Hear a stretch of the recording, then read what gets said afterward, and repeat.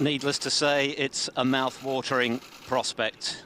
Prepare to be royally entertained. The world #1 against the world champion for the Alex Higgins Trophy. It gets no better than that. Stand by for some fireworks. Huge respect between the two. Sullivan mentioned ahead of this match that Trump these days is the test of where his game's at. That is the ultimate compliment for surely the greatest player ever to pick up a cue. That's the trophy. Mark King, Mark Williams, and of course Judd Trump for the last 2 years has got the better of O'Sullivan in this great event. Can the Rocket exact some revenge today?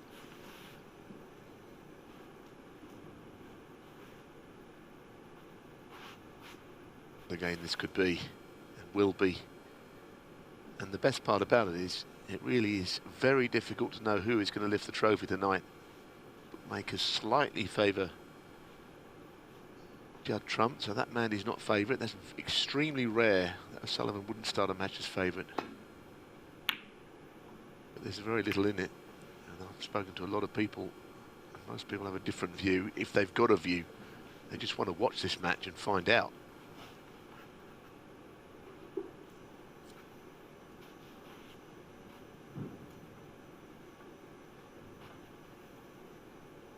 Well, it's a 12-year-old rivalry, and as has been mentioned many times, they are dead level at 11 victories each. And indeed, it's been a close rivalry right from the get-go. You might have expected O'Sullivan to hold sway in the early years, but actually after 10 meetings, they were dead level at 5-all.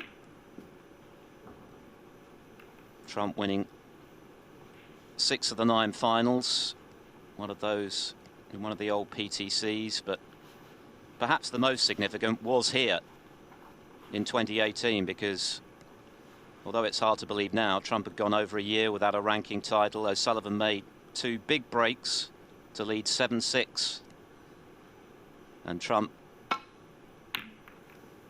responded by winning 3 straight frames, with O'Sullivan scoring just 5 points, and that really opened the floodgates for Trump. He's doubled his ranking title tally since then.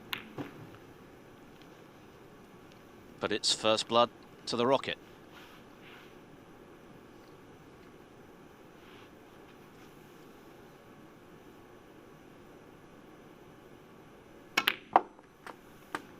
In contrast, in last year's final, O'Sullivan was never in front.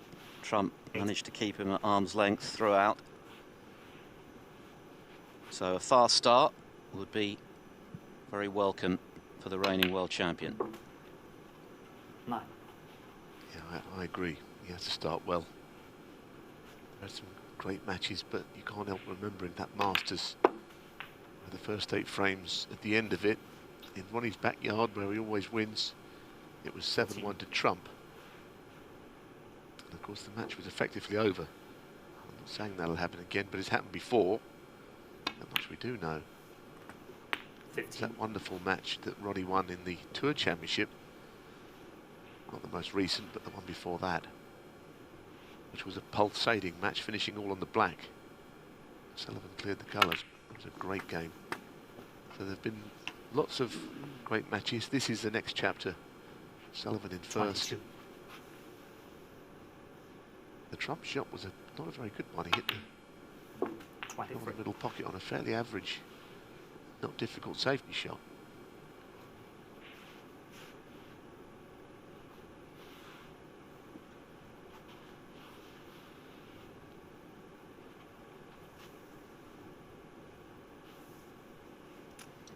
O'Sullivan has had moments of difficulty this week. Of course, he was outplayed by Ding early on in their quarter-final, trailed 2-0. Ended up reeling off 5 straight frames and did the same yesterday from 3-1 behind against Ali Carter. He was a bit stuck in the mud before the interval. Carter was controlling the pace of the game, keeping him off the table, making life awkward, but what a burst of form it was thereafter, and a magnificent clearance in the final frame. When 3 reds were on cushions, fantastic final blue to win the frame on the black. But a routine pink goes astray for O'Sullivan, so just 23 points from that chance.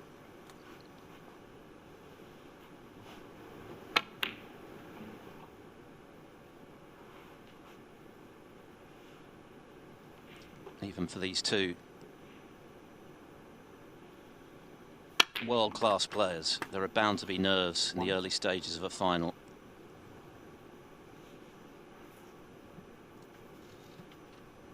Yes, I think so. It might take a frame to really settle either player. Whoever wins the opening frame no doubt will feel comfortable, but Sullivan missing a chance.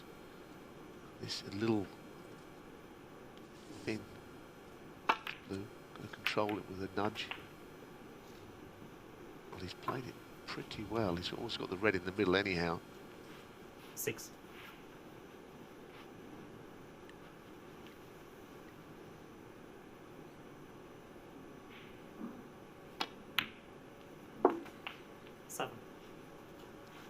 Trump's one moment of alarm this week came in the match against Luca Brissell when he was 3-2 behind.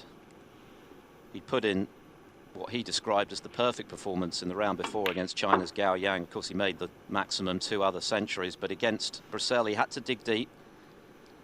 Since then, though, 12. he's lost just 4 frames in 3 rounds. Digging deep is not a problem for Trump these days. Remember when he won the first leg of the Home Nations this season, the English Open here.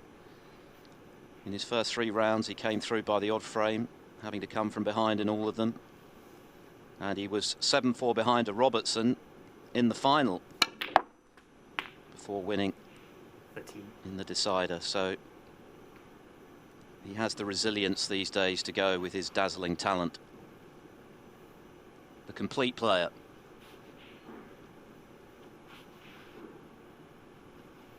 Well, that's the problem. The black is tied up. The red surrounding it are really going to make it very difficult for Judd to make this into a frame-winning chance.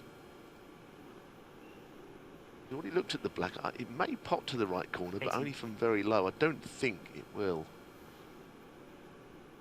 But those reds are going to be winning and losing in this frame, I think. 19.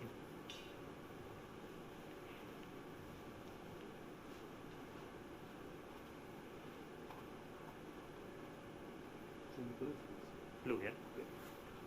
Oh, yeah. I think on the blue, not sure what it is. It's on its spot, so I wonder why referees do that. He's actually using the ball marker, but clearly the blue was on its spot. But I do think that Salakar is an extremely good referee. He's such a good referee. That ball marker has got his name on it. You can't quite see it there. And that's when you know you've arrived. Well, of course, he officiated the World Final for the first time in the summer. At 30 years of age, the youngest ever to do it. Now, has Trump come far enough as we have a look at 24. Marcel for this red?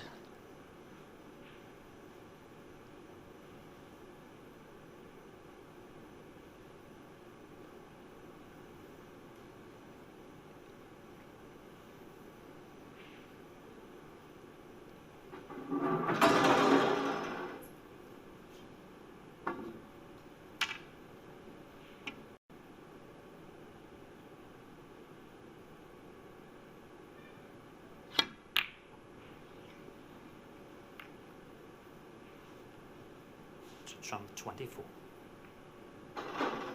So the miss from O'Sullivan on the pink proved not to be too expensive.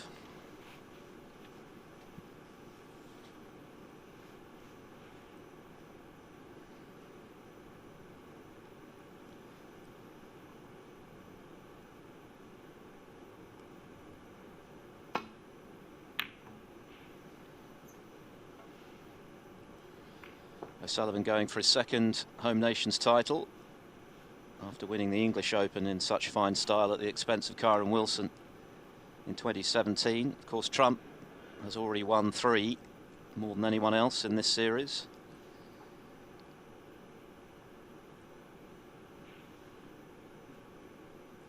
And the safety shot here is not absolutely simple.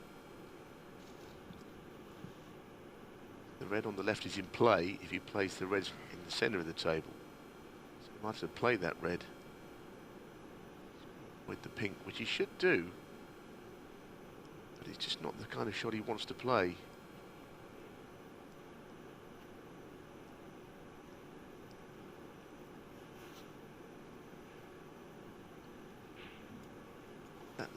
wasn't there, he would have no problem getting back to bowl.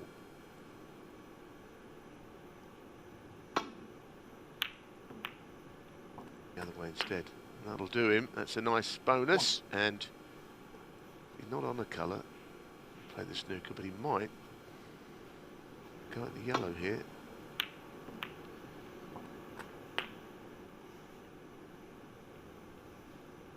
Yellow ball. Interesting one, you know, because really, if he'd have potted a great red up, would he have played the yellow? Feel after getting the fluke that the snooker's the shot and not to continue the break. It shouldn't matter. The red went in one way or another.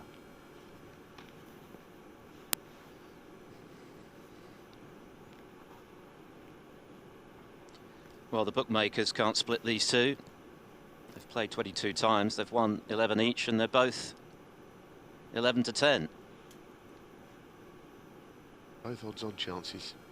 Trump was definitely a slight favourite last night, but the O'Sullivan money has come in, no doubt, from his huge amount of fans. 12 minutes. Judd Trump. Yep. I think one of the reasons why Trump has enjoyed the success he has against O'Sullivan is that rather than being intimidated by the prospect of playing him, he's always been excited by it. He feels as though it brings out the best in him. And he's done that all the way through his career, even before he established himself as the force he is today. That's what he's trying to do here. He's trying to clip the top end of that red, and that's why it's difficult. He's not really trying to hit it full ball, of course.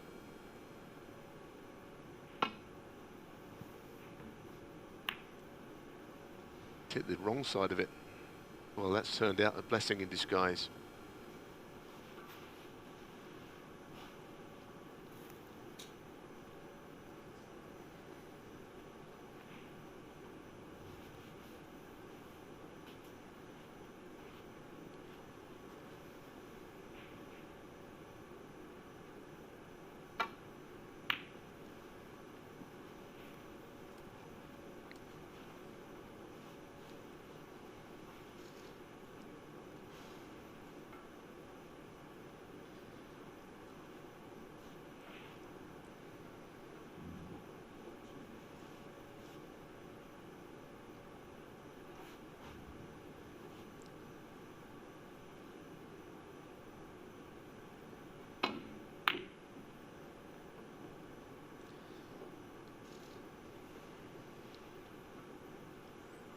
Well, it wasn't a reckless shot, it was an authentic cross-double opportunity. Thought the cue ball perhaps was the biggest error there because he's not got it away from the jaws of the pocket. Either way, he's given Trump a chance. One.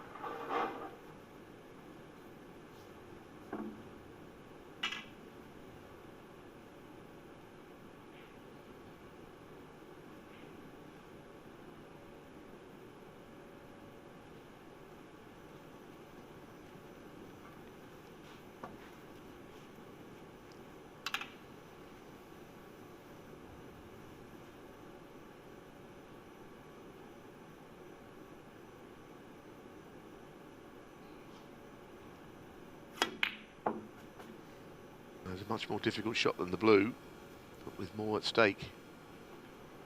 The cue ball just ran into a position where it's not potable, that red. If so, it's a pity. He took on a big shot. It may have amounted to nothing.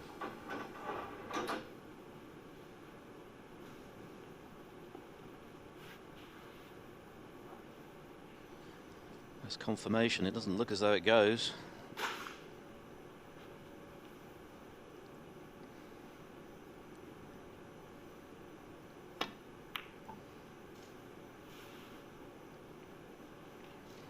Trump 4. Rather a strange shot from Trump. It's okay, but I mean, cue ball Could have finished anywhere, really, and yet he has covered that red.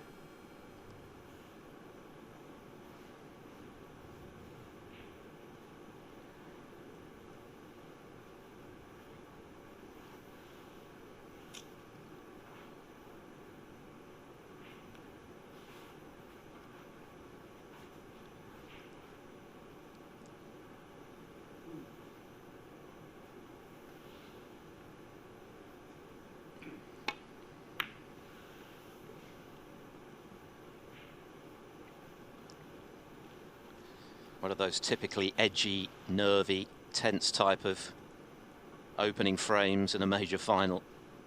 Both players just getting a feel for it, trying to settle the butterflies.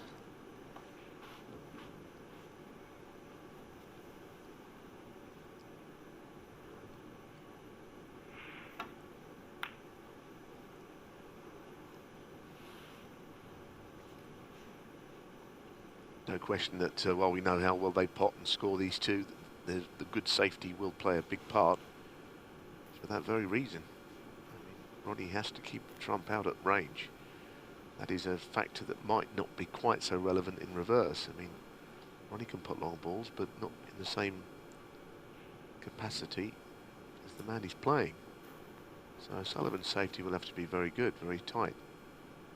He's got to negotiate this problem first. Just get to those three reds on the left side.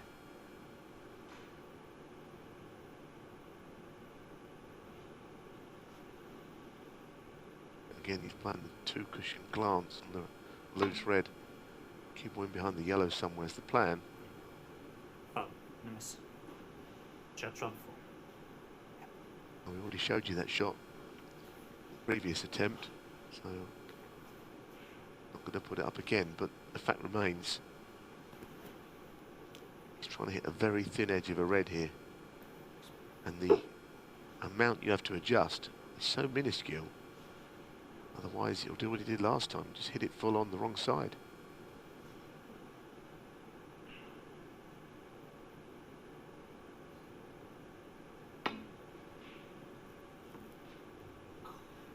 Oh, miss. Wow, Judd trump how 4. close did he get to that? I think there's an argument here, you know, to have this played from where the balls have landed rather than anything else. Free ball. Blue's gone safe. Trump's lead is a small one. I think I'll have it put back from there. Ronnie's going to get the shot the next time, I think, the one that he played twice. From there, please.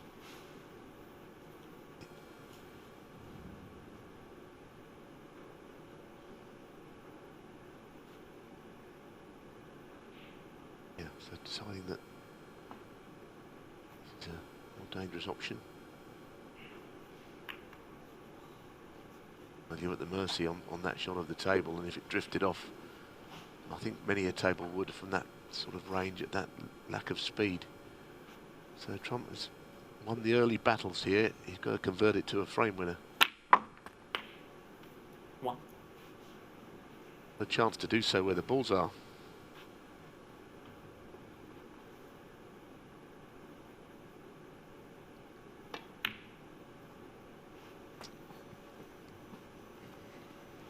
O'Sullivan was first in after Trump's safety error, but broke down on 23, missing, for him, a relatively straightforward pink to right centre. 9.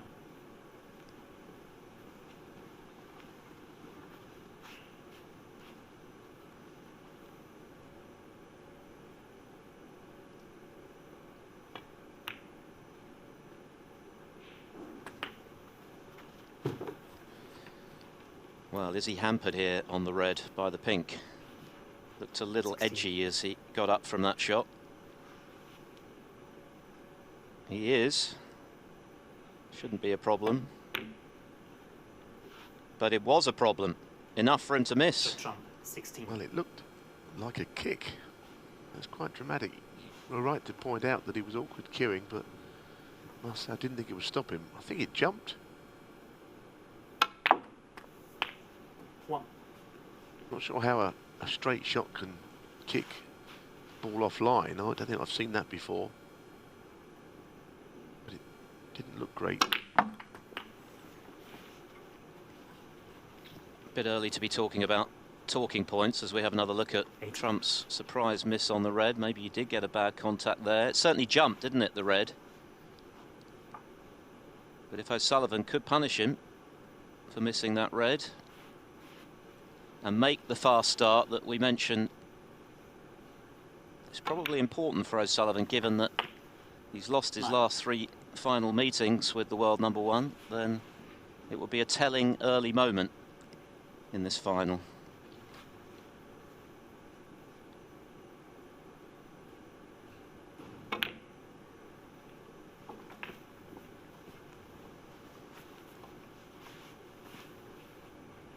O'Sullivan's known as the best ever front runner, but recently he's been rather adept at coming from behind. Of course, he did it against Ding and Carter. 16. And lest we forget, in that tremendous 3-frame burst against Selby in the world semi-finals, when he looked as though he was going out.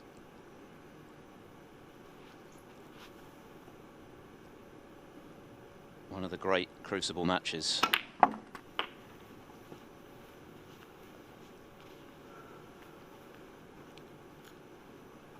23. Well, that blue that was put there from the earlier mistake from O'Sullivan, he missed the red, could end up being the key to this frame.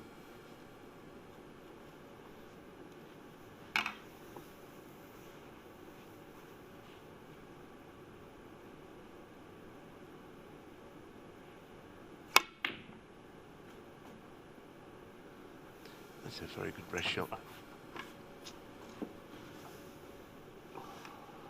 Strange, it's a strange one. The blue is a kind of awkward distance away from the cushion. If it was closer, you'd fancy him to be able to nudge it out.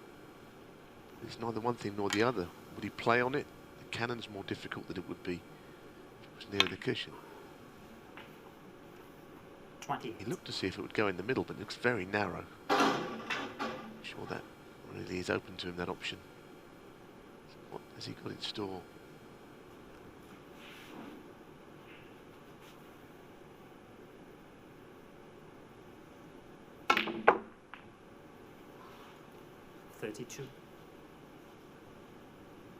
Well, I'm not sure if he played the cannon or he played to get very, very close to the blue, but either way, from where he is, it's not a very nice shot to play, to drop that into the middle. You're not getting on the pink, and there's very little pocket to aim at. Don't blame him, played safe. Ronnie Sullivan, 30. Tense opening frame this, and that's a very good shot.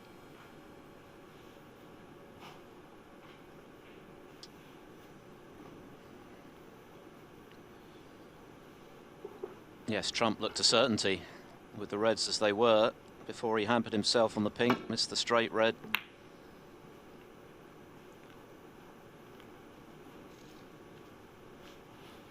It's a good comeback from Trump. So, whoever pots the blue needs a ball.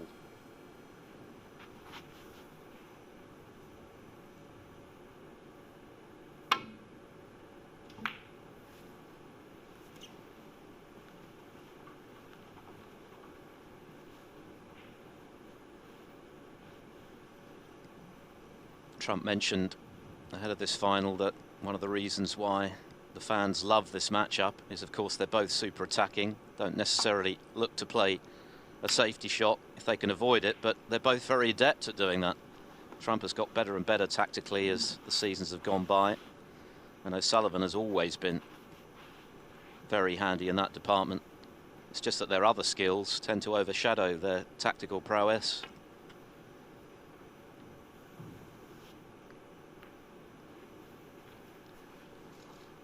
Once again, a little heavy-handed on that shot. Now there is an opportunity.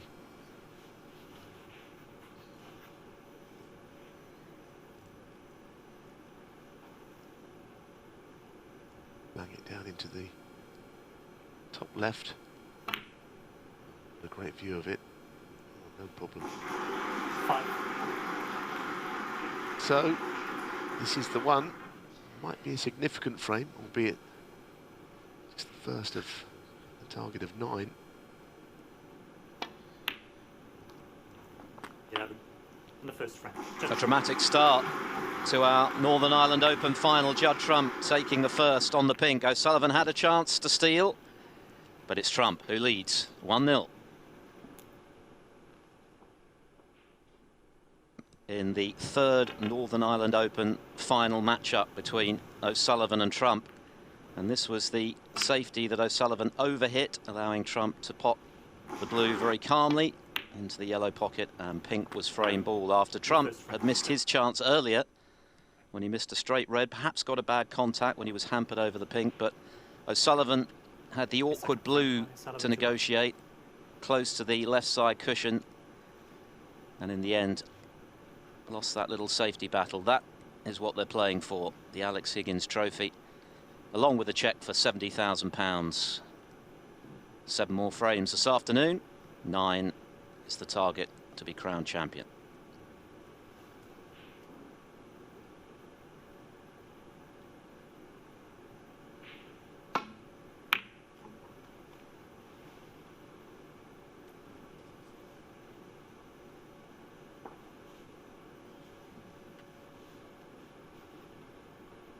Ronnie gave that a bit extra, that break-off shot there, to get the cue ball across further. Been his biggest problem. Not leaving a red to the right corner, but he's left one instead to the left corner.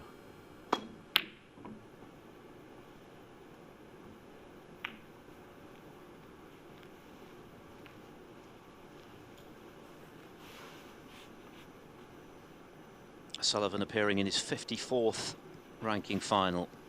He has, of course, won a record-breaking 37 of them. And he's missed what was a tough red along the top rail.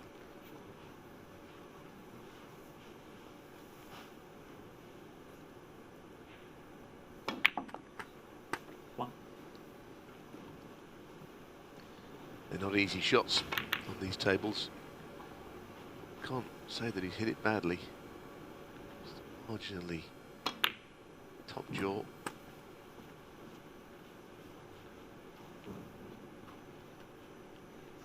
Eight.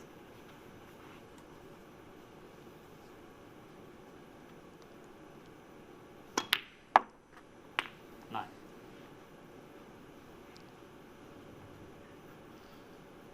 Trump made the point last night after his semi-final win over David Grace that you never feel comfortable until that first frame is on the board. And of course he lost the first to Grace last evening before winning relatively comfortably in the end, 6-2, and it was the first frame today that could have gone either way. But having won it, Trump will now feel a lot more comfortable and looking to build on it here.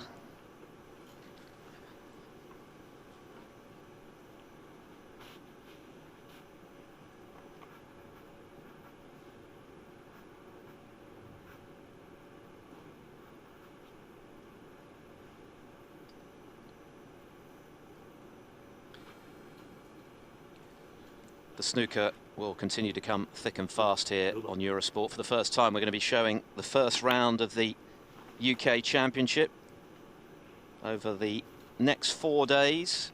Of course, Ding Junhui will be defending his title, looking for his 4th UK crown. Coverage starts at 2 o'clock UK time tomorrow, and then again in the evening we'll bring you 2 sessions live 22. throughout the 4 days of the first round before, of course, the tournament really gets underway in earnest next Saturday. And right off the back of that, it'll be the 3rd leg of the home nations, the Scottish Open.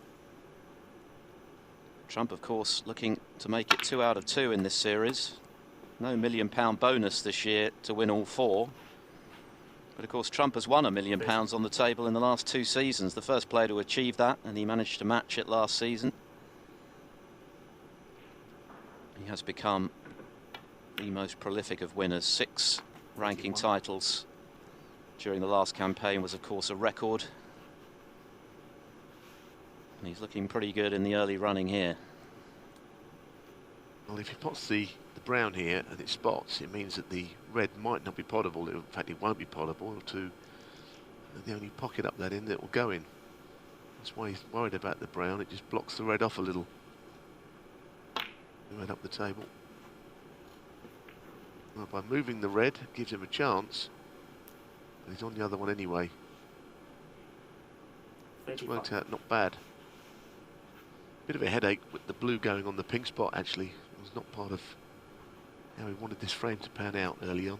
High value colours blocking them each other off.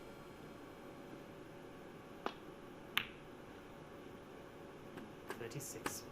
Stayed down on that one, not sure it was in. One more thing to say, it could be a plant, left corner. There's two red directly below blue and pink.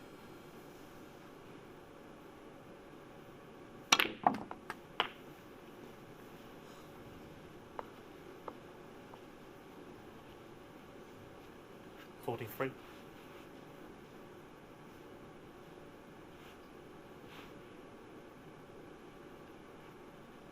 Well, yep, I think they're on. It's getting towards the right jaw. As we look. Straightened it up.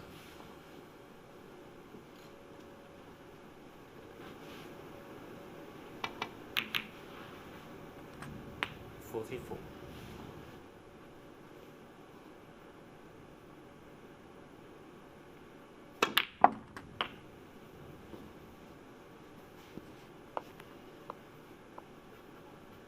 $51. Pretty good shot. That is to finish on that red.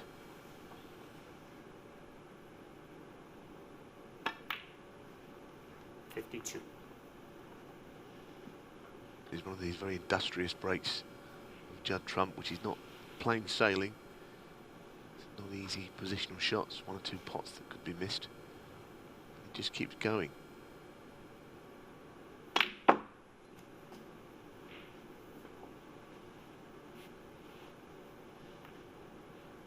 $54.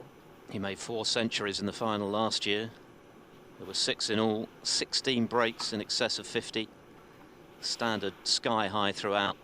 Both of these finals between this pair have been. And you have to go back to 1994 for the last time the same two players contested 3 consecutive ranking finals in the same event. And that, of course, was our own whirlwind against Hendry at the Crucible. Trump looking to emulate Hendry and winning 3 of the same on the bounce, as he did back in 55. the '96 UK Championship.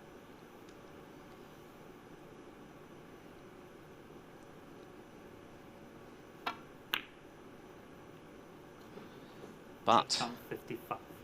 just when he was on the cusp, the black stays up.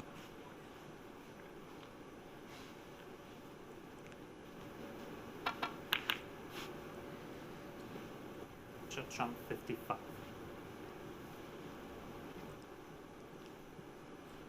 So, Trump not quite converting that chance.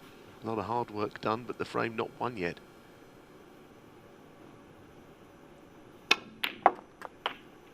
These are the kind of frames which can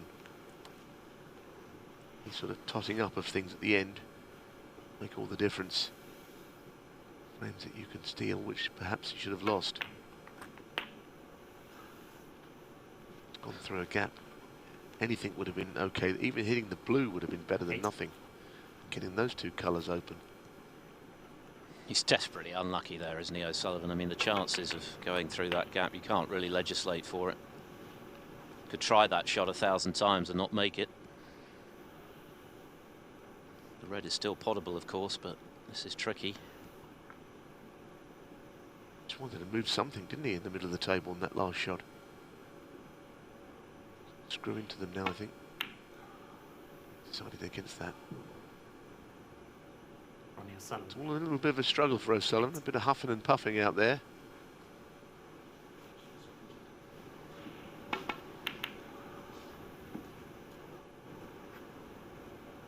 Ronnie O'Sullivan. 8.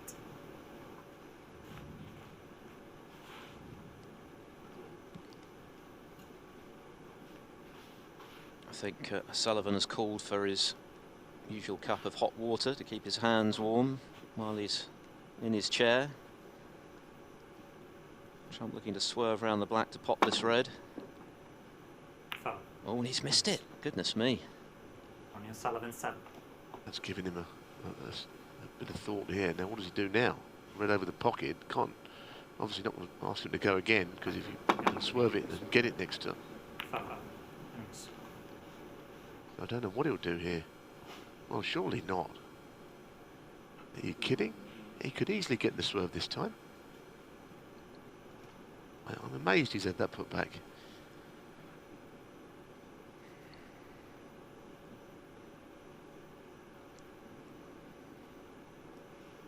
I think if he gets a little bit on it, more on it, then I think he would pop this. We'll see, won't we? But I think I'd have been playing a different shot, or playing a shot myself, not putting him back in. That's where it was, and that looks absolutely bang on. Jan Verhaas doing the marking today, assisting Marcel. 40 in front, Trump. It's bang on. Yeah, you're saying you handle to the table? Can't remember, to be honest. Judd is a little confused that he asked him to play again, because he thinks he's going to pop this time. He doesn't want to do it seemingly to gain an advantage. Looks about right though, doesn't it? Further this way. The balls have been replaced. A couple of reds and colours would be enough for Trump. Big moment in this second frame. It really is. No, I can't see a difference. No, that's according to the screen. That's absolutely spot on. Yeah, it does look absolutely bang on. Ronnie. Judd is right to double check, just to ensure that everything is done correctly. Doesn't want to gain an advantage. Well, it's a gamble by O'Sullivan for sure, but clearly it's a tricky swerve. Trump taking his time thinking about this. Yeah.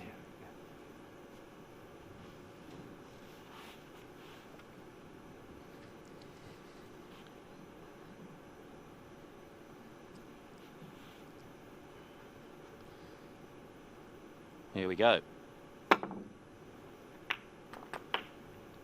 One. Well, I'll never understand O'Sullivan's decision there. It wasn't a very difficult shot, and he's asked him to play it a second time. Run. Chance to put the brown safe here as well. Make the task even more difficult for O'Sullivan. One. So 41 the difference with 59 left. Advantage very much with the world #1 and defending champion.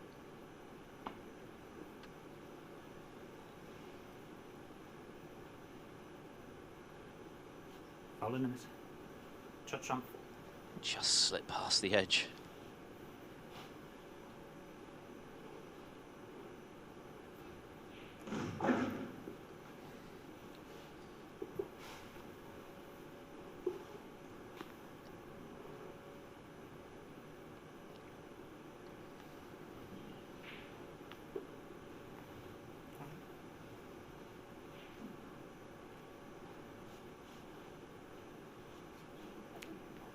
Please. Yep, that's all right.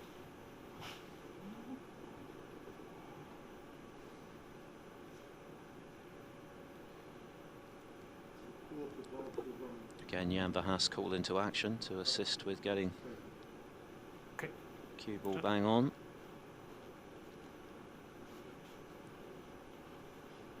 That's where it was. Maybe a millimetre out, but as makes no difference.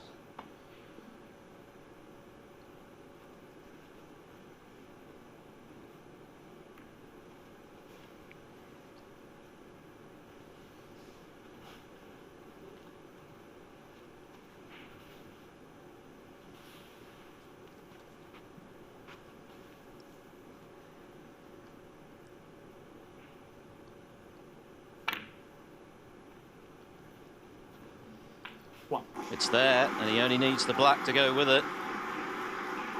O'Sullivan would need a snooker. He missed one of these, didn't he? To the top jaw earlier in this frame. No, he's missed another one in exactly the same spot. Frame is still live. A lot of tension out there. We know that these two can knock in huge break after huge break. They've been doing it all week. Playing each other. they're making mistakes, which kind of adds to the drama.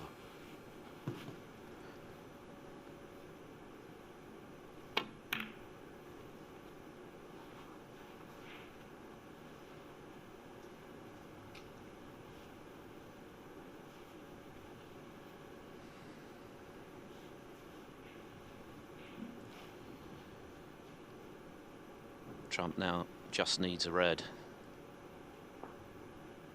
Taking care of a fly first.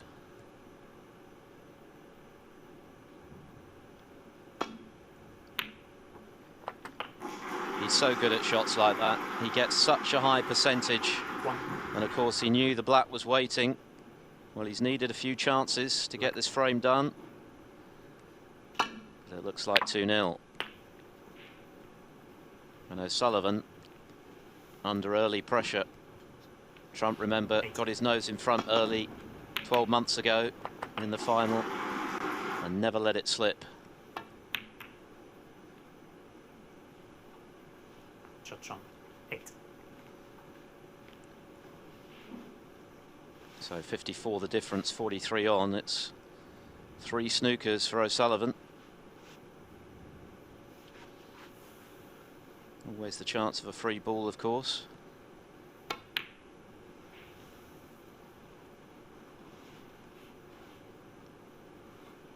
But 2 tense, quite tight frames, even though on the scoreboard Trump is well ahead here, look to be going the way of the world #1, and these are the frames that really count.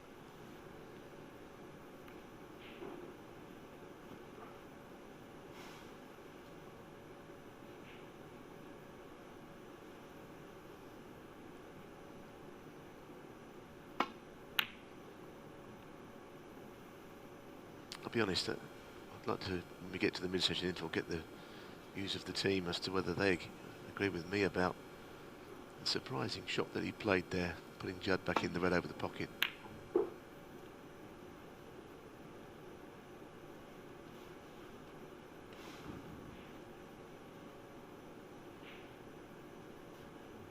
think the problem was Judd was probably not going to win the frame from there, but in pulling the red he gets a colour safe.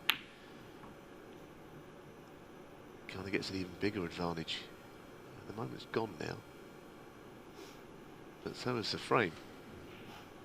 Barring something unusual.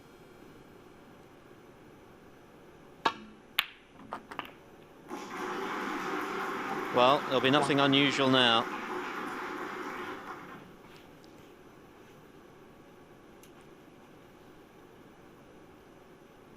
Both players have had chances in both frames, but Trump has prevailed in both of them. Trump 1. Well, we've seen O'Sullivan playing on this week, both against Matthew Stevens and yesterday against Ali Carter when the cause seemed lost. And it looks pretty hopeless here. 55 the difference, only 35 on, so it's actually 6 snookers to win the frame.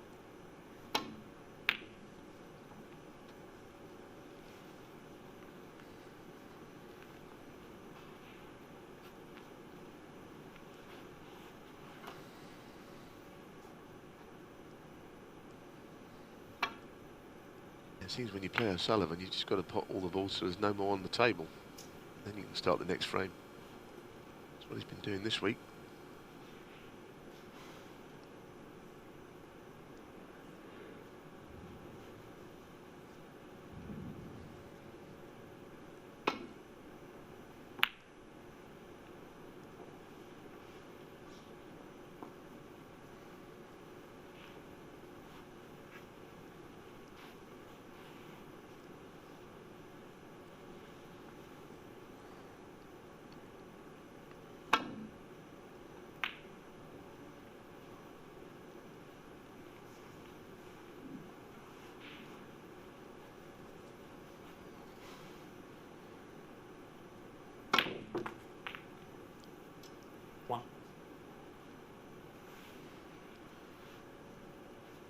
Well, clearly winning the frame is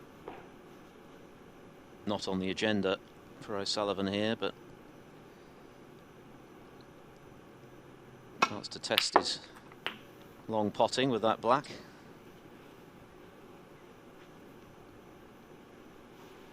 And just reflect on what's gone down so far. None of it particularly encouraging for the world champion. 2 tight, tense frames. 10. Both have gone the way of his rival.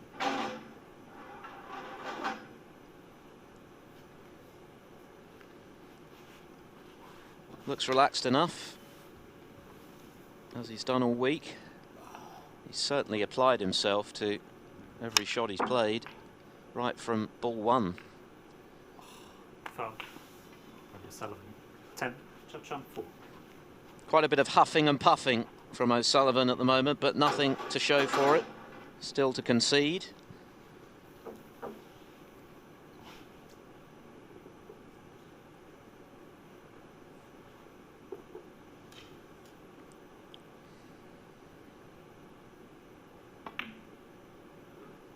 Free.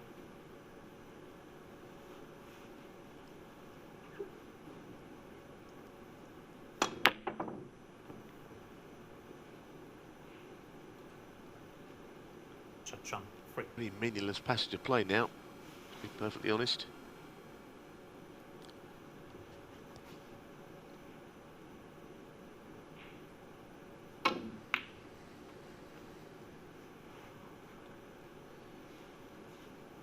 Trump would surely have been aware that O'Sullivan's got some previous in this regard this week, so it won't come as a surprise to him.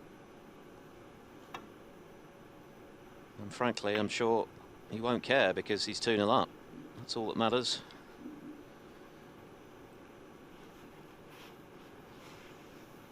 Break of 55 in this frame. Of course, it wasn't decisive. There were a few twists and turns thereafter. 4.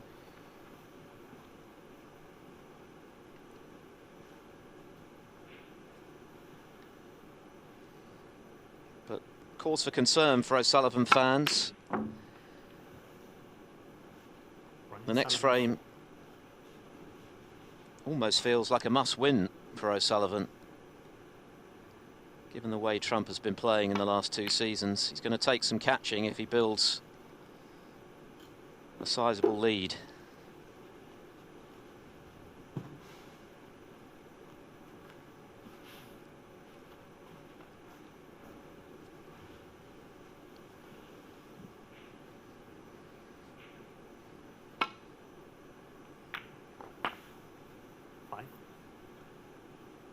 Yeah, it doesn't even appear that he's trying to get snookers. He's been saying that he hasn't been on the practice table all week, so he kind of views this as his practice. It's not everybody's cup of tea, but he's not obliged to concede.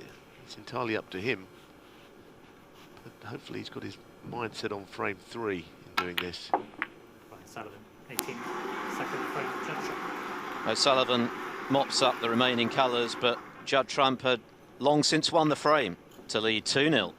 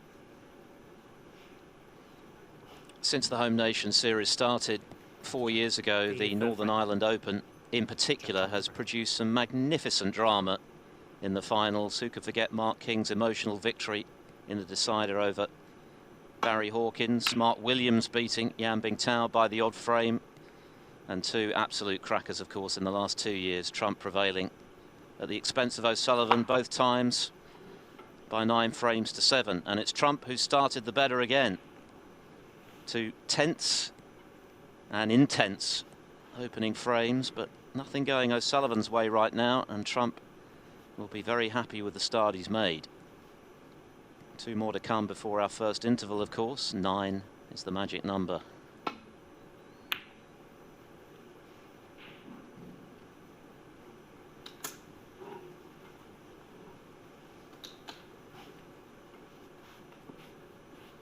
Trump appearing in his 29th ranking final, going for his 19th title, which will put him in 6th place out on his own in the all-time list, just behind the aforementioned Williams and ahead of Mark Selby and Neil Robertson, who also have 18 at the moment.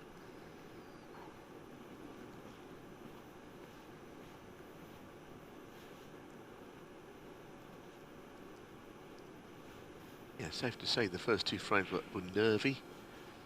Sometimes a big build-up, which of course we were sure to give it because it's got that about it, this match. It can result in both players being a little more tense than they would usually be. 1. With Judd winning the first 2 frames, it's on Ronnie now to do something. 1. Terrific opening red, and in the second half of his semi-final against Carter, his long game really began to fire. And with it, the big breaks. 4.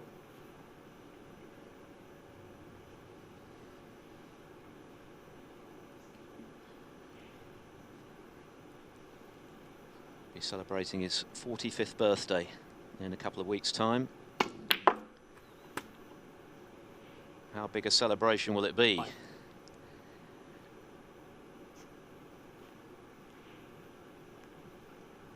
Yes, it's always during the UK Championship on his birthday, isn't it? So he's normally otherwise engaged to a party or whatever.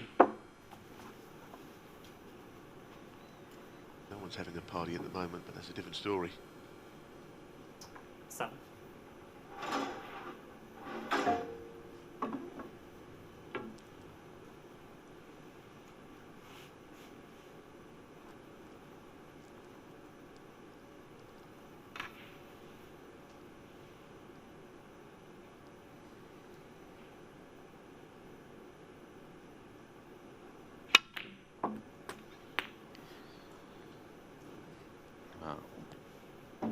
Really deserved to go off. He struck that quite beautifully with the rest. A little bit of something went with him there, and I don't think you can deny him that. Good rest shot.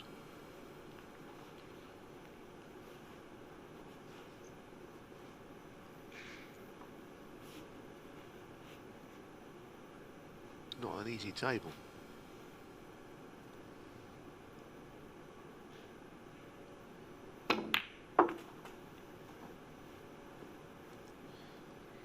It was interesting to hear the guys picking out their landmark matches between these two ahead of this final. I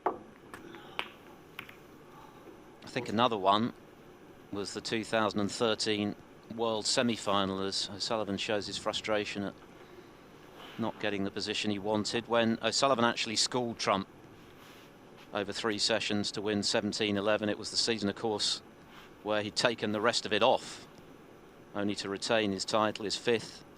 I think it was very instructive for Trump, that match, because it showed him the level he needed to get to become the same force that O'Sullivan has been. And he's achieved that. That's a terrific recovery. Well, there was a lot of frustration in that shot, I think. 9. Maybe what we've seen today. He absolutely drilled this in. He could have got luckier than he has. Trying to get the black open, it was a audacious shot. Right to the middle. Doesn't offer very obvious position. Might be able to get on the pink. And the problem he's got, I don't know where the pink will go.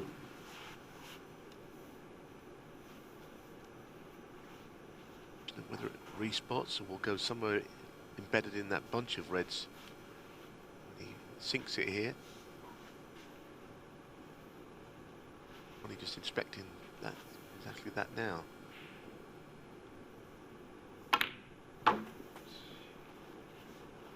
Chronometer, please. Marcel Eckhart just asking for a bit of extra time to find out where on earth he's going to plonk this pink.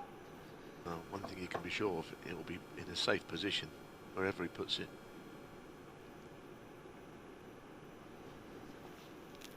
Problem I think he had at the very start, he didn't want to pop the pink in the early part of this break because he knew it would just be buried.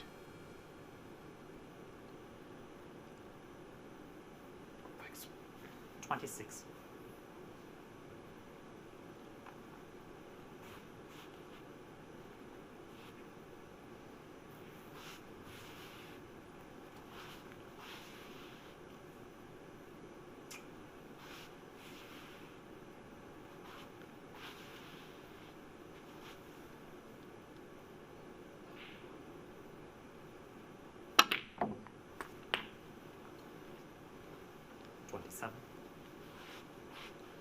He's having to work extremely hard to put this so far modest break together.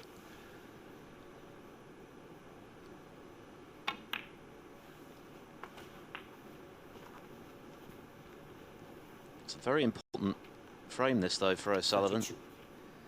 Yes, there's a long way to go, first to 9 frames, but given what's happened in the previous 2 years, vital you would think that he stays with Trump.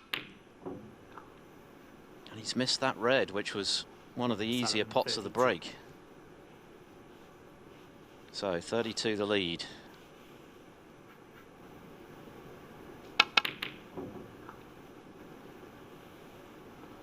Ronnie O'Sullivan, 32. The world champion still to fire in this final.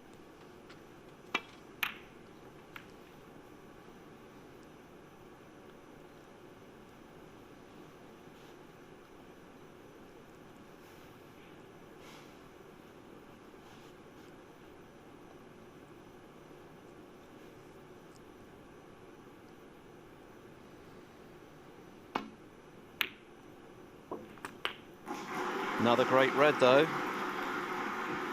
One.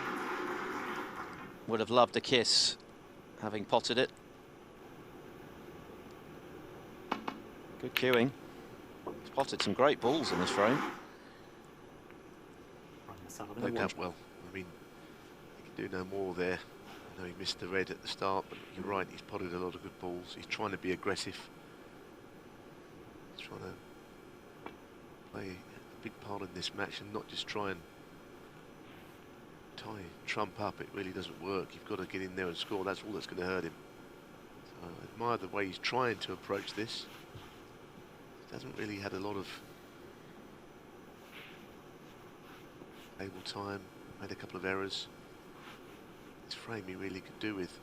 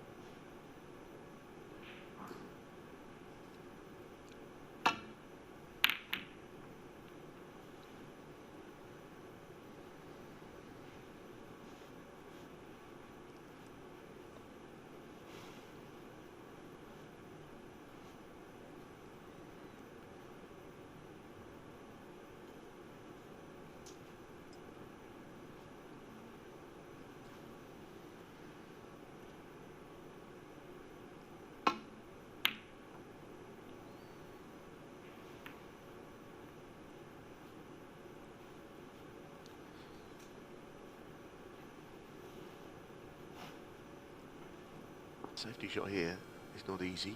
There's a couple of reds which pop to the right corner.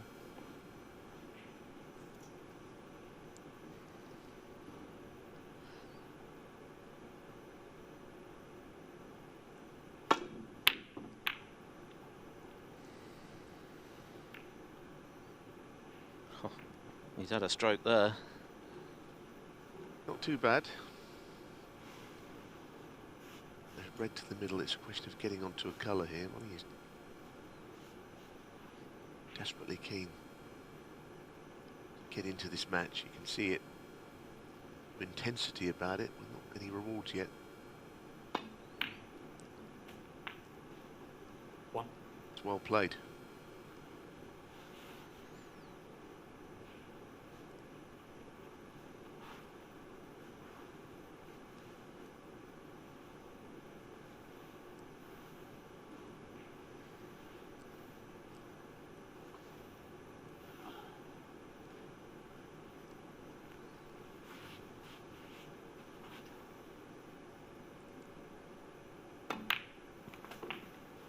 Interested to see which colour he plays on here, because he wouldn't really want to play on the pink, because as you can see, when it respots, 6.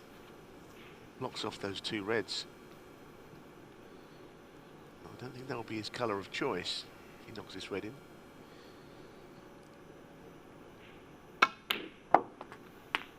7. I'll have to play it now. Red below, the black is on, I know, but things are just a little bit more difficult with the pink on its spot than they would have been if he was taking a different colour. Those two reds would be in play.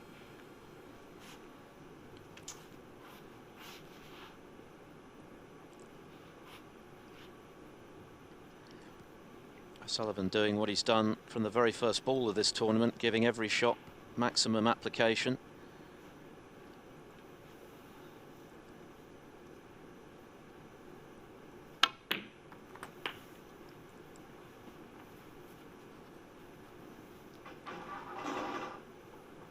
He's had to play on a more difficult red now.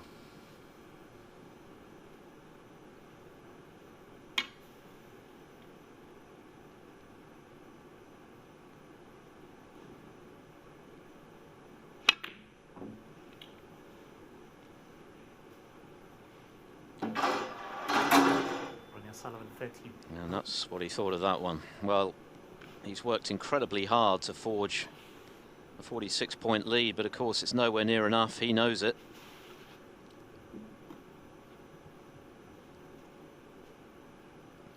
And what a frame this would be now for Trump to win, to extend his advantage.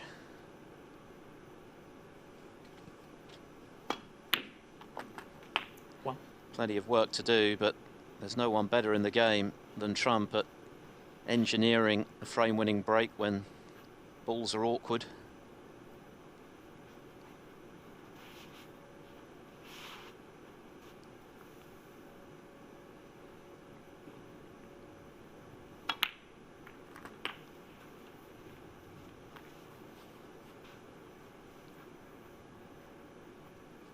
Eight.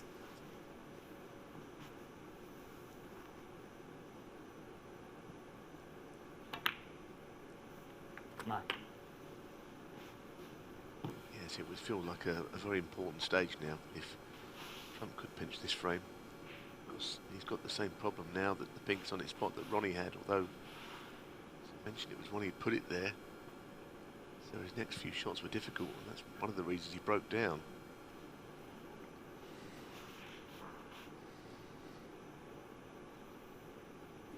A couple of areas in which you can land on those two reds, but not ideally.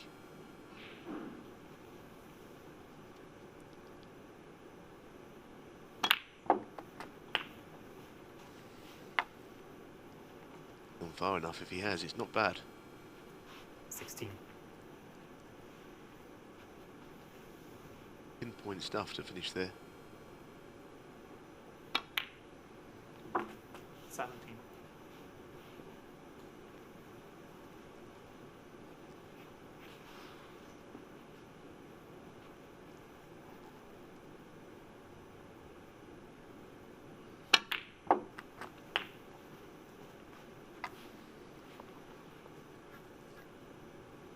Twenty-four.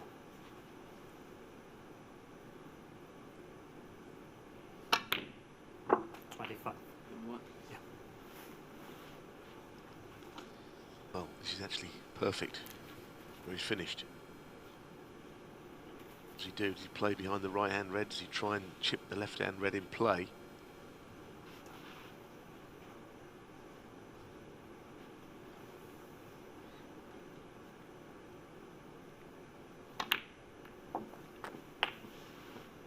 for that. The calendar's not worked out. But now he wishes he played on the other red. 32.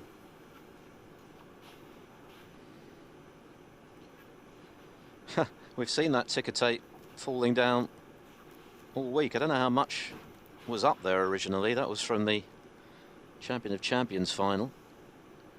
We'll have plenty more tonight, presumably. At some stage, when someone gets to 9. Oh, it's a great pot from Trump to keep the break going. Safety in mind. Fantastic shot. Now what does he do? Is it a question of playing on the red or playing first? Good snooker on the red from anywhere down there. Probably play on it, but this is not easy. Probably as difficult as the one he's just taken on. Tendency for the balls to just drift away a little bit on this table this week. Judd, 36. The only good news is he missed it by far enough for it to go safe.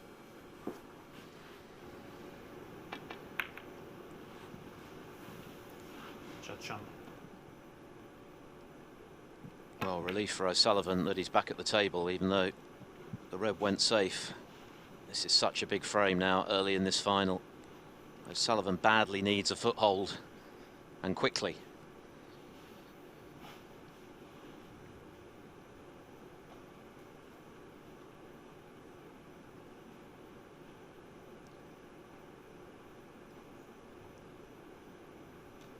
I think he can just sneak through between yellow and blue here, hit it from behind.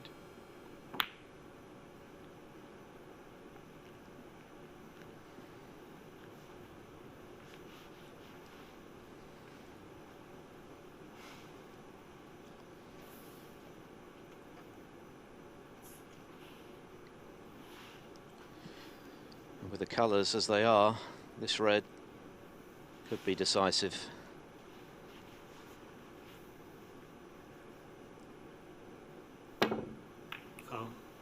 I miss. Oh dear. Judd 5. It's all gone wrong there.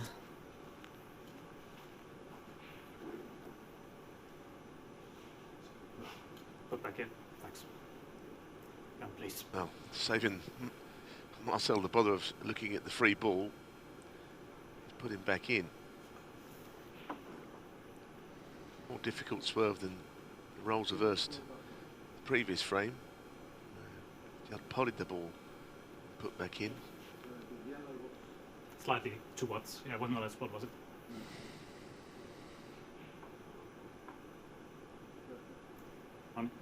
Not an easy replacement here. But the boys have got it right.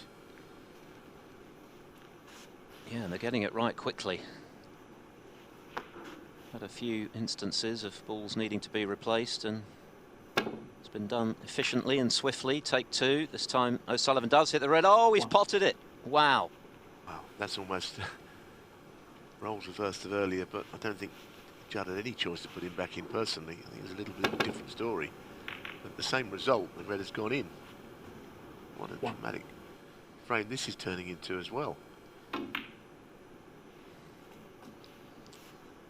After that slice of luck, it feels like a must-win now for O'Sullivan. 4. Feel part of this final. It's been a frustrating 2.5 frames for him to this point, but if he can now clinch this one, he can relax into it. It wasn't clean though on the yellow, and that's why he's lost the cue ball. Another shake of the head from the world champ. Now what is the question? Try and maybe get him behind the brown here. Play the pot. Ronnie Sullivan 6. I think that's a pretty good shot, all things considered. I know he's not got the snooker, but it's safe.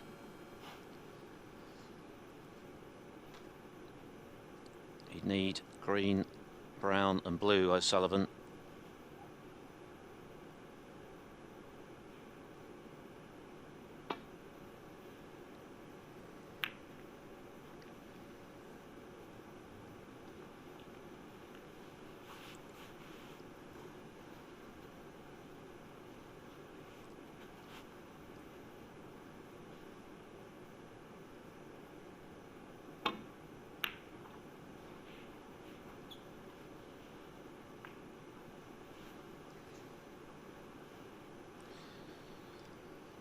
An hour of thoroughly compelling but quite edgy snooker.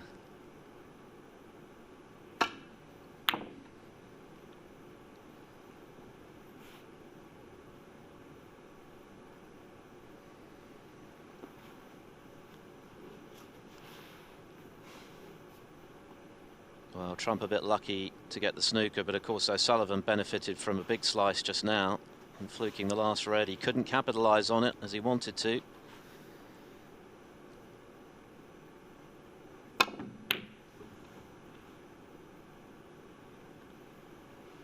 I need some help here. Help does not appear to be at hand.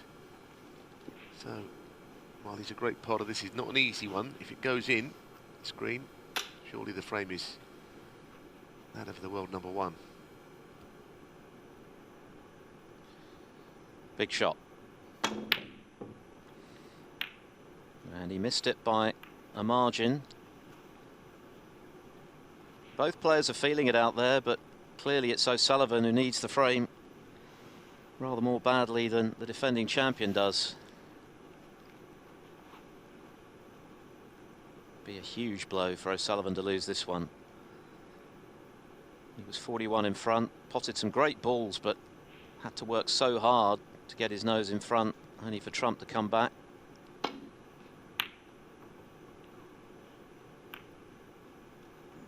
was definitely a good opportunity there. Again, a cue ball sure to go up for the brown.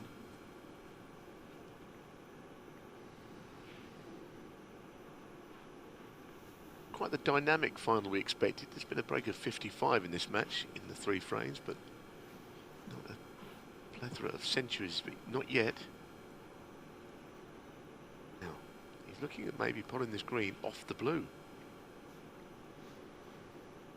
Play a shot like this in the Champion of Champions, this would be some shot.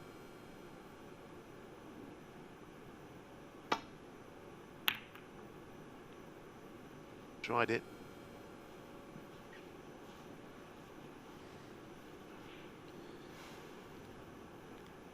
The equation remains the same for O'Sullivan. He needs 3 more colours. If he pots green and brown, Trump could still tie.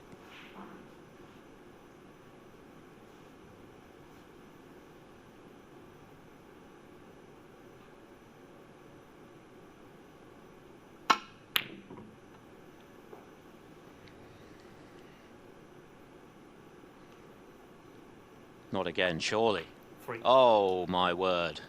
Well, that is remarkable. 2 huge flukes for O'Sullivan in this frame. Is this one going to prove decisive?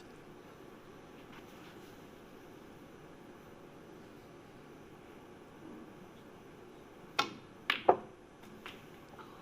think that the thing about the shot, which is not quite one in the frame yet, because there's 18 in it, but he's missed it by so far, didn't hit the jaw. Ended up going in the middle. But like I say, the frame is still live.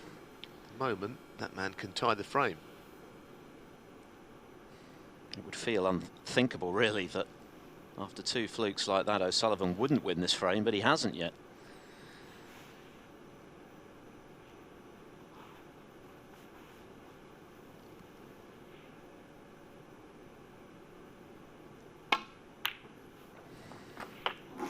But he's potted the all-important blue. Well, Ronnie O'Sullivan will be breathing a big sigh of relief.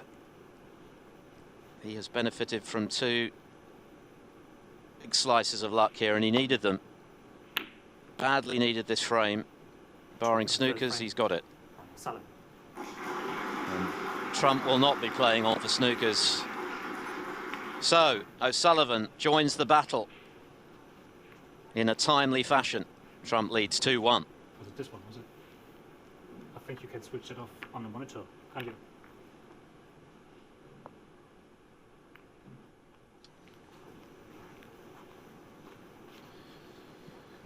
So Ronnie O'Sullivan has a foothold in the final. Goodness me, did he need some luck to get there. Not 1 but 2 flukes. This was the all-important one. Missed the green by so far that it went round the table off a couple of cushions and dropped into the centre pocket. It was a good pot on the blue he needed, to guarantee the frame. At that stage, Trump could still tie and force a respot, but the blue went in, and Trump, well, he'll certainly be frustrated to have lost the frame in that way. It's been tense stuff right from the start. Full frame.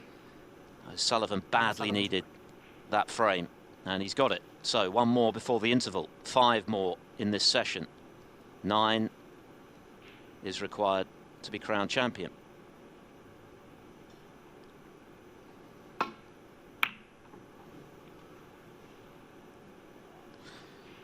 Let's look at the latest odds. They couldn't be split at the start of the match. O'Sullivan now 6-4, Trump 2-1 on.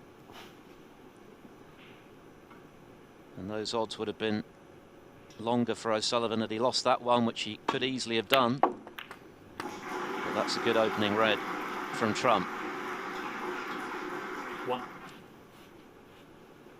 Not the best kiss ever, because on in the blue, the cue was heading towards the green. It's the red though, very clean.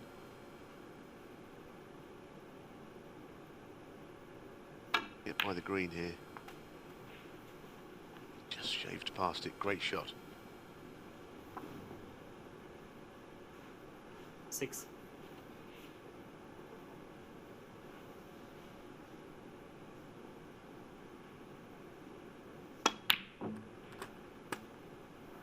7.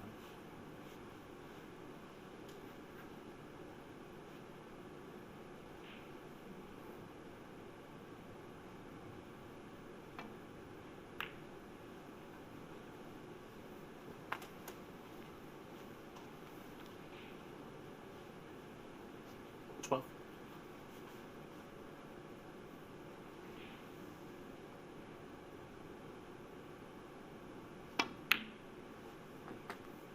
13.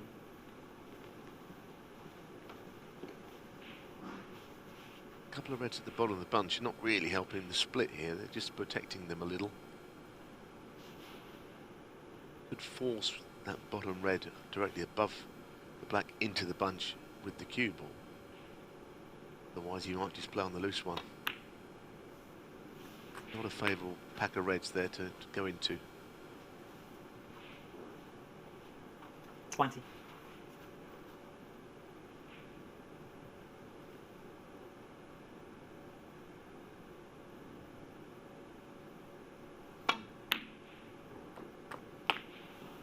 21. Now he hit that particularly well. Now he's in position A to get the bunch open from the top, rather than from the bottom end.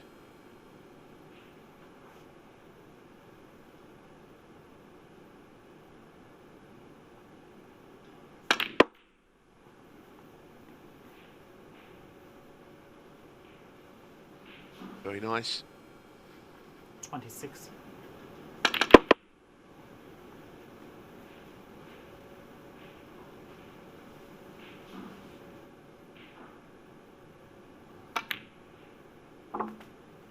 27.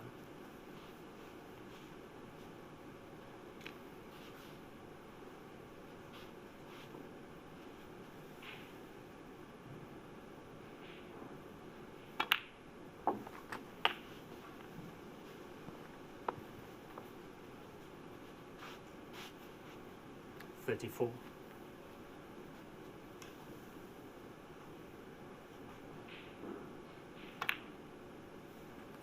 See, there's red right in the middle of that bunch, which pots to the left corner, which no doubt Judd has got his eye on. It's one that he could potentially get on here.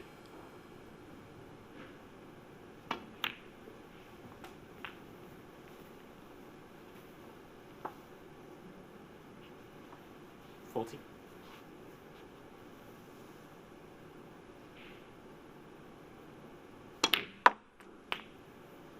41. It's a very good shot. Really good cue ball there, because he played it off the other red.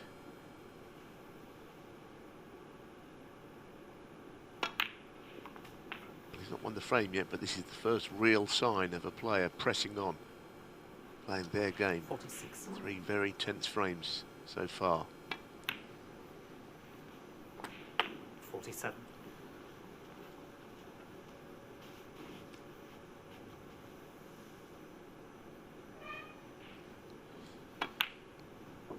That equates to 88% for Trump.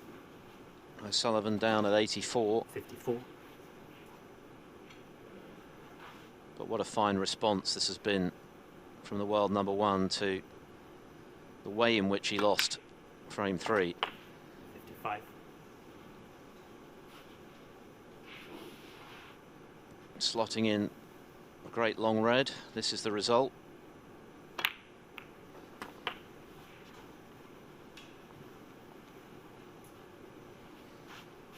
Didn't 62. quite play that to plan. He didn't mean to hit the left-hand red first, but he should still be right here. Just a little cut back.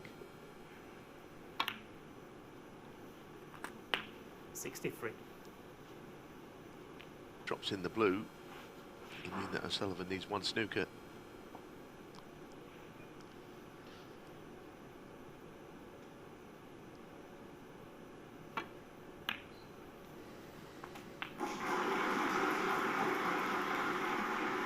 He's got that Stephen Hendry-esque hunger for success these days, Trump.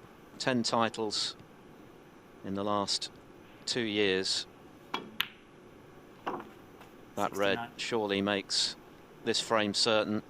And of course he can emulate Hendry's achievement in winning the same tournament 3 years on the bounce as the great man did in the middle 90s at the UK Championship if he triumphs today. And barring snookers, he'll be 3-1 up at the interval. O'Sullivan needs 3 of them.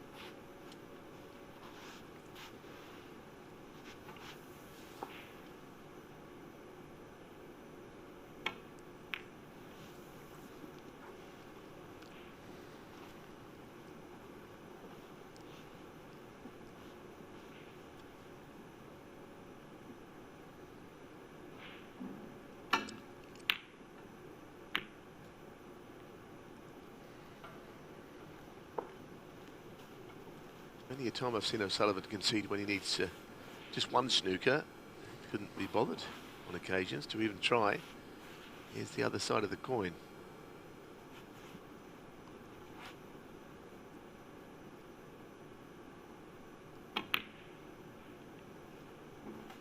One.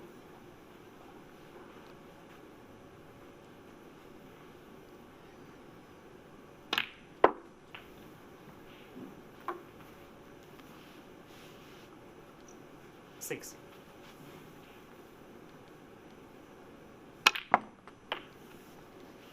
Seven.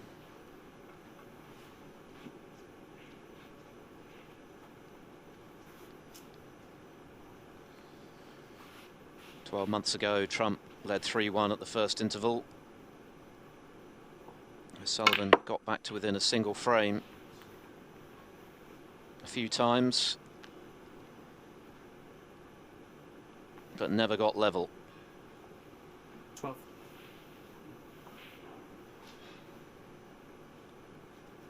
And he's going to have his work cut out once again, the other side of this first interval.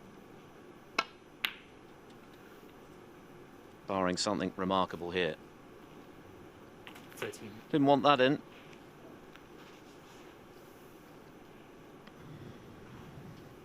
And now that the red's gone in, it's a strange decision to play the snooker and not take the colour on. He's already lost a number of points there in not taking a colour. He needs even more snookers now, basically. There's one of them. Oh. Sullivan 4. Reduces the deficit to 56, but there's only 35 on.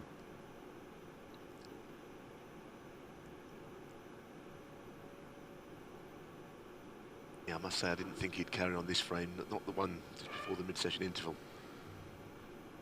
He'd often try and come back refreshed.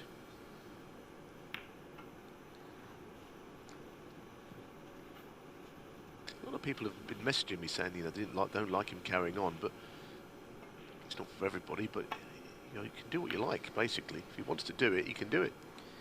Yeah, I mean, I guess the irony is that there would have been times in the past where O'Sullivan would have been hypercritical of an opponent doing this to him. Think back to that infamous meeting with Peter Ebdon at the World Championship way back when Ebdon slowed to a halt with his average shot time, and O'Sullivan was clearly irked by it. He lost the match from well in front. But he's his own man, does things his own way, always has. I guess that's why, or certainly part of the reason why he's box office. You never quite know what you're going to get with O'Sullivan.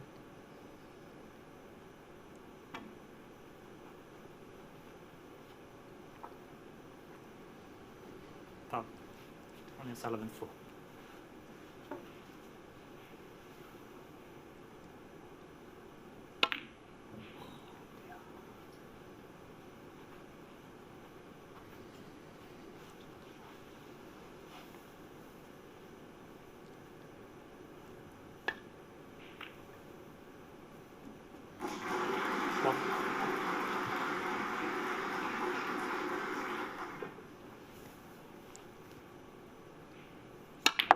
The reality is, it's been a very satisfactory start to Judd Trump's title defence.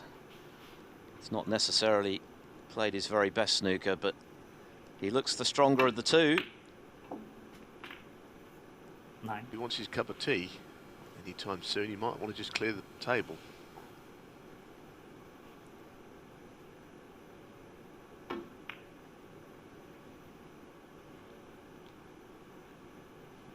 Trump 9.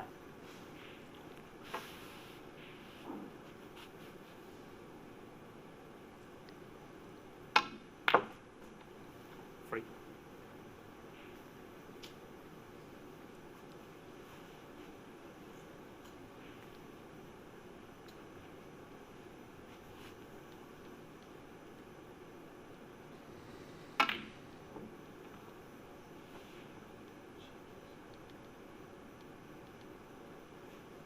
Foul.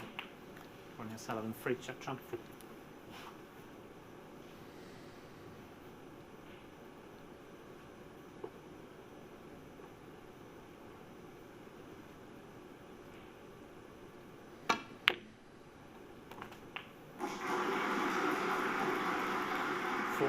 I think on the balance of play, this scoreline is fair. O'Sullivan got lucky in frame 3, but there were other times in this first mini session where he has had chances to win.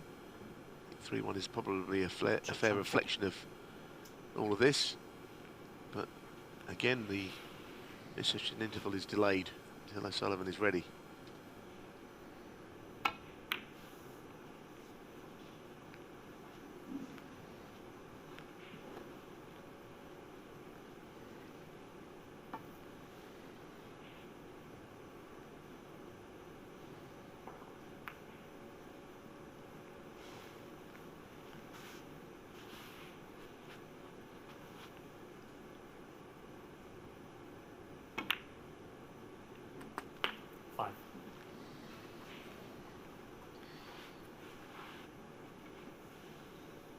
Very interesting, these 4 frames. Lots of talking points, lots of 11. Good snooker, 1 or 2 errors between the 2 best players around. I think we can have a break now. So the first 4 frames have come and gone. Super tense frames, but Judd Trump has emerged with the advantage. Ronnie O'Sullivan has a lot to do on the other half of the break. He trails 3-1.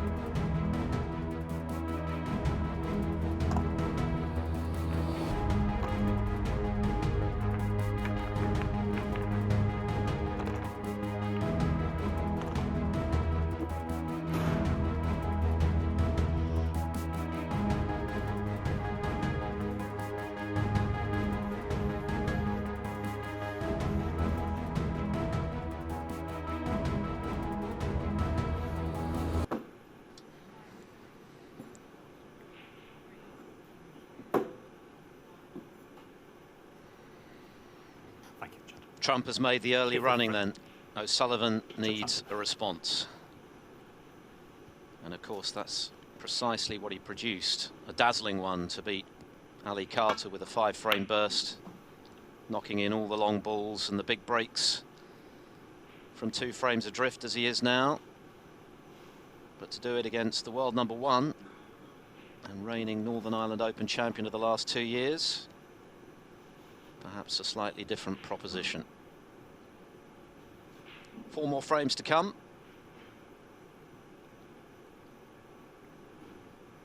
A long way off with that long red.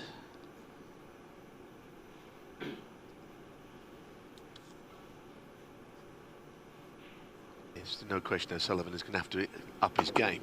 He knows that more than anybody. Great player he is, and what he's won.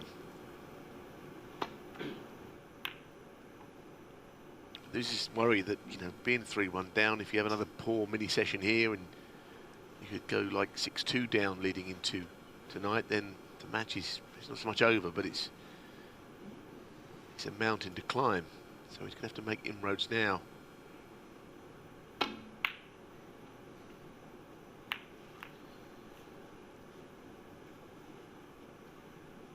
Yes, you'd think 2-2 would be the bare minimum for O'Sullivan to give himself a chance this evening. It ended up at 5-3 this time last year after session 1 to Trump.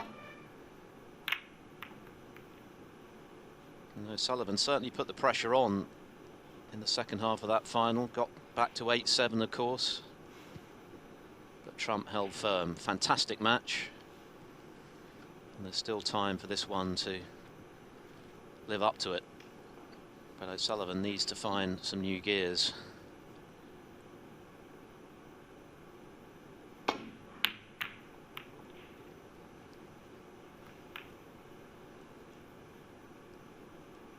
Well, that won't please either player all that much, the blue going safe. It's never particularly nice for that to happen. It changes the context of the frame a little.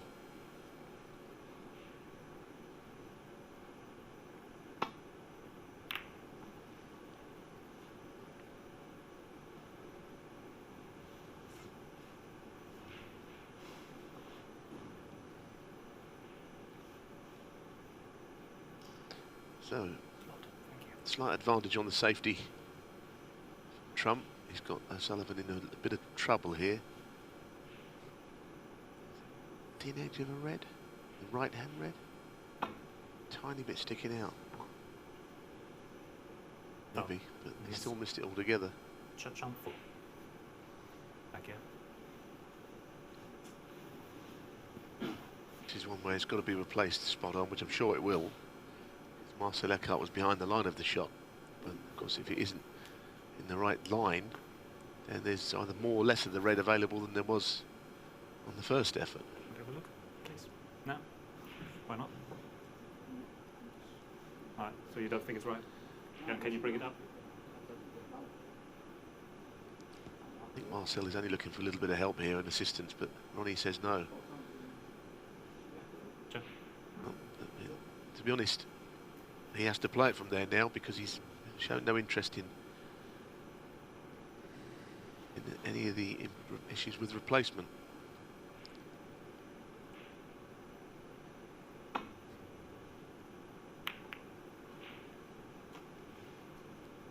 Better second time.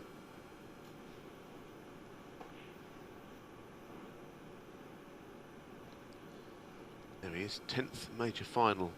Marcel Eckhart, who did the world final. Good referee, strong, I think. Strong referee.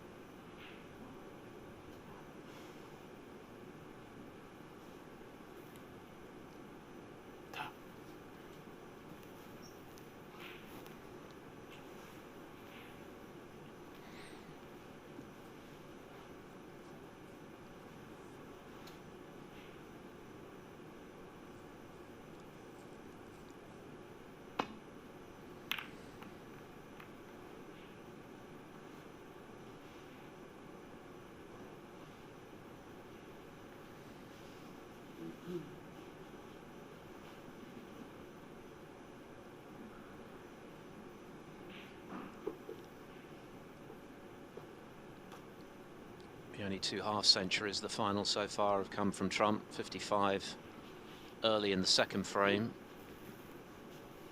and that really excellent response to effectively losing the third to a fluke. 69 for the 3-1 lead.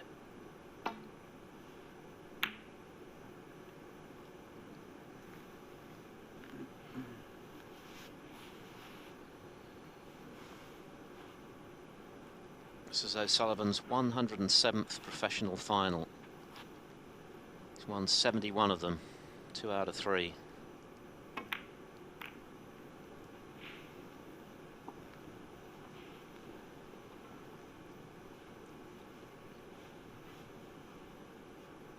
And he'd take an awful lot of satisfaction from winning this one against the world #1. He said himself it's a test of where his game's at. But he's got a lot of work to do to make it happen.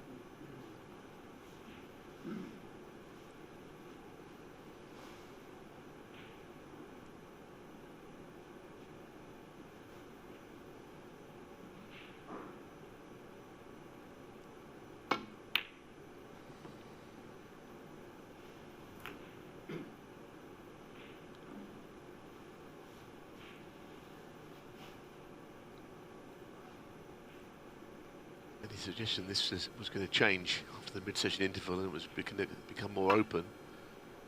Already is gone.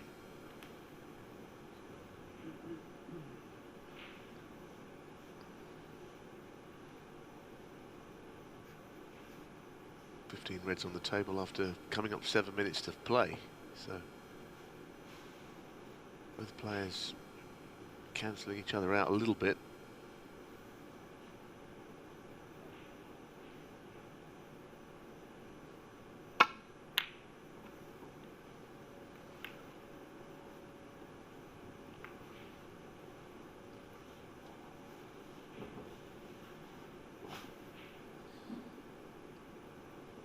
Trump currently 5 out of 9 from long range, which for him is modest.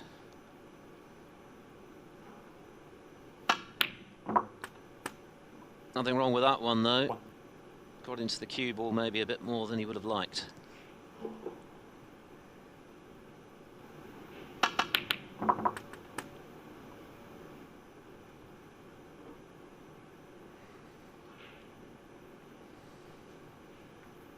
Judd 1. But even though it's only 1 point, it gives him the tactical advantage. If he wins this frame, of course, the worst he can be is level at the end of this first session, but he'd be in a position to go on to take a potentially unassailable lead. He might just go that way, hitting the second cushion and laying on the red. He's looked at the situation from down there. He's not sure for it to go safe if he did play that way, but other options aren't all that promising.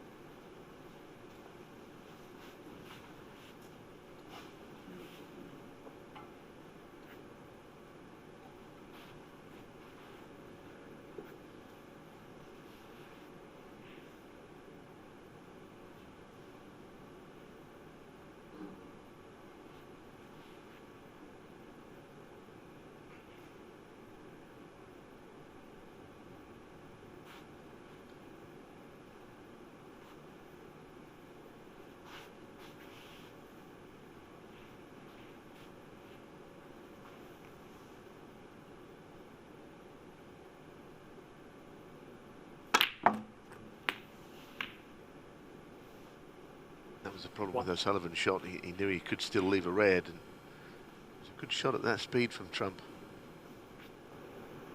Really rifled this in.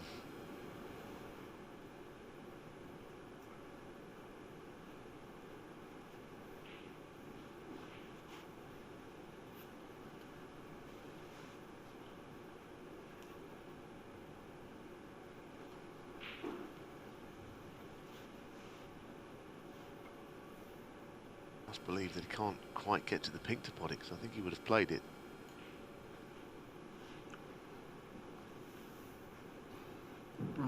Rounder.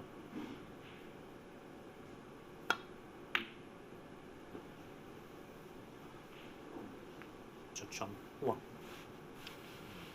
No, he couldn't really, unless he nestled right in behind the yellow and the blue there. He was never going to trouble O'Sullivan all that much with that shot.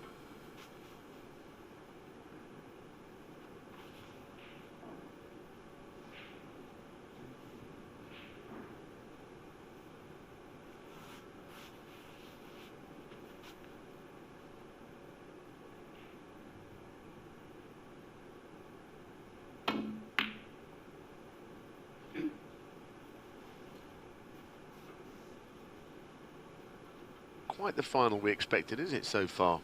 It's been not without incident, but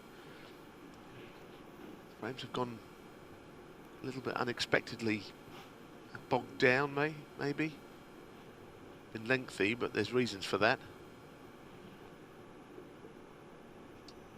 And I think in part indicative of just how desperately they both want to win. This rivalry is a very special one and has become more and more intense as the years have gone by. Trump has held sway more often than not recently. Certainly in the big finals. He's desperate to get his nose in front of O'Sullivan in the overall head-to-head. And O'Sullivan, well, having won his 6th world title, and of course this is their first meeting since he did that in the summer, he would love to put one over on the world number 1. That's a good red.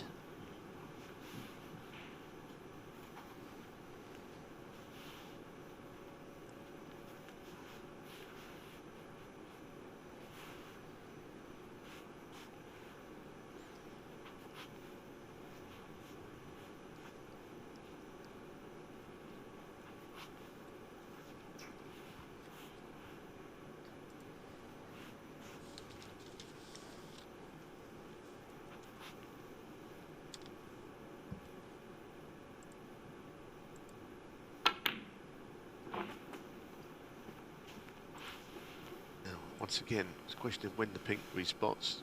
Will it go anywhere? 7. Not particularly. Don't know if it'll creep into the right corner past all those reds. I doubt it. Have a little look at something there. Actually, it would go to the left middle from where that red is now that he's about to play.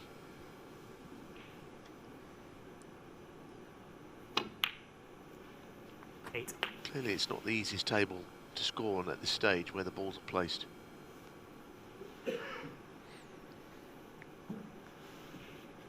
O'Sullivan's average shot time currently a shade under 24 seconds. That's 5 seconds down on where he'd normally be, and it was a similar story yesterday in the first half of his match with Carter. At one stage it crept up to 26 seconds, 14. which is pretty much unknown territory for O'Sullivan, but by the end of it, of course, with that 5-frame blitz, he was back to where he normally is. Everything's been a bit of a struggle so far today. Balls have been a bit awkward. Rhythm has been lacking. As Andy mentioned, his highest break so far, just 32.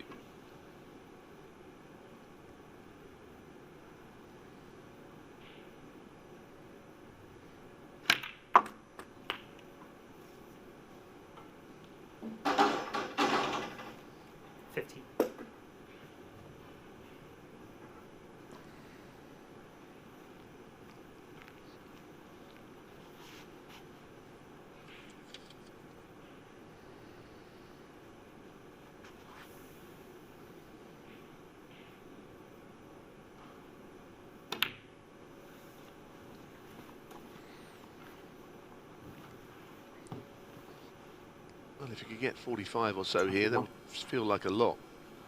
Maybe 50, where the balls are.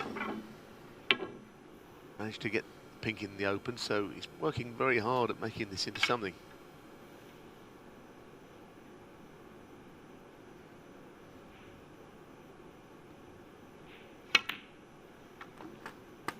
don't think you can argue about his commitment, to be quite honest.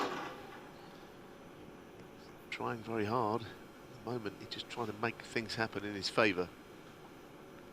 He actually needs to dig in and get this frame on the board, or else this final is not starting in the way he would like. Desperately trying to make something here.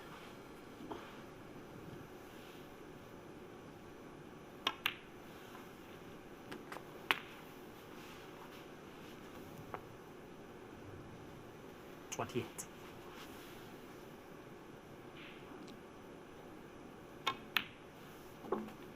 $29.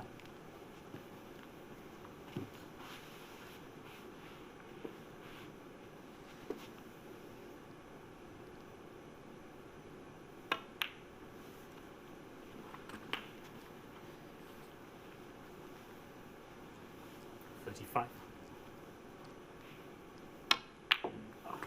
36. A couple of areas in which you could get on the red. A bunch of 6 reds, left-hand red, and the red at the top on the right are the ones I think which are very potable, depending on the angle he's got here.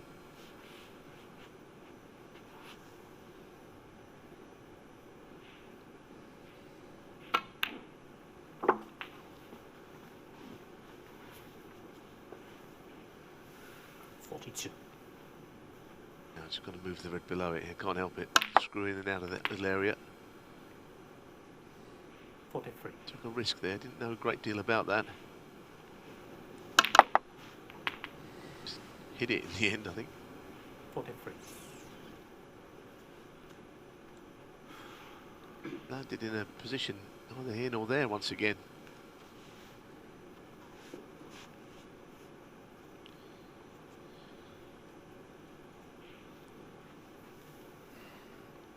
Well, this is a big pot for O'Sullivan.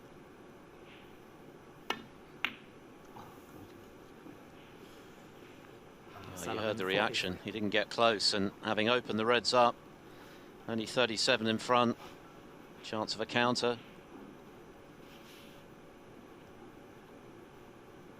It's been that kind of afternoon so far for O'Sullivan. Everything's been hard work. Well, he took a risk on the red. Let the cue ball just freewheel around the table, but he did finish in a slightly awkward place where nothing was very easy, because he was just starting to show a little bit of promise there. Very hard working break that was, only to tidy the table up for his opponent now, who's got a better chance. Balls, albeit not the blue ball, are very open now. 8.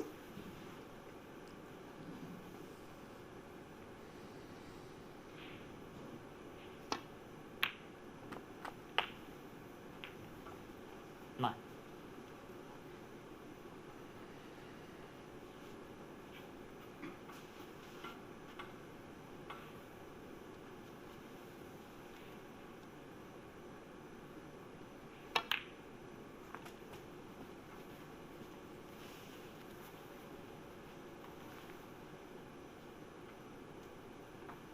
$16.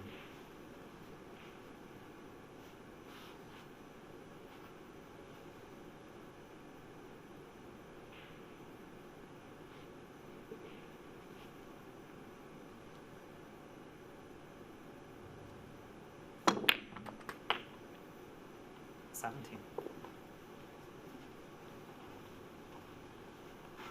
This time, from colour to red is not an easy shot. Pink to the middle, maybe screw across to the right where he was just standing. But it can go wrong, this shot.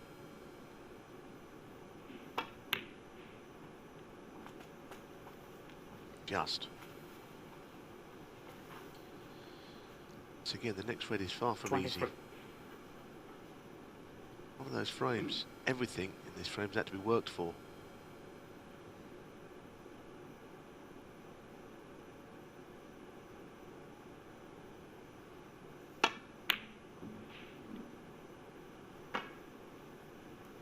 Judd 23.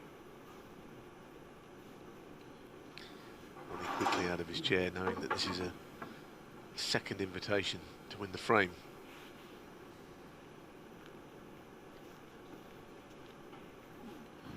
He's been using the rest a lot today, O'Sullivan.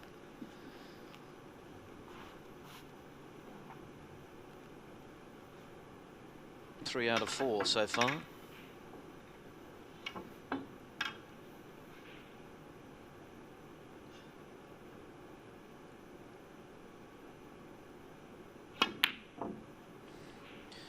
And now 3 out of 5, and there is another chance that's gone begging. These are costly misses for the world champion.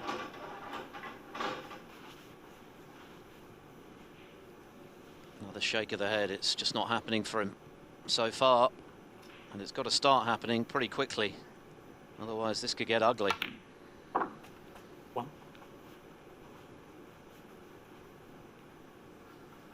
Black spot still covered.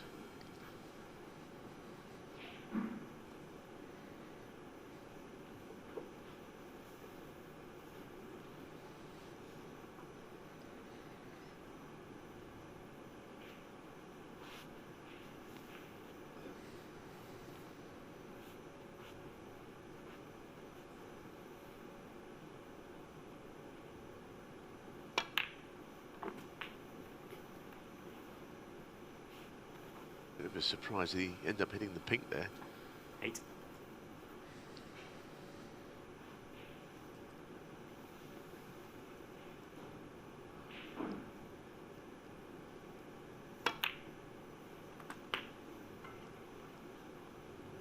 No.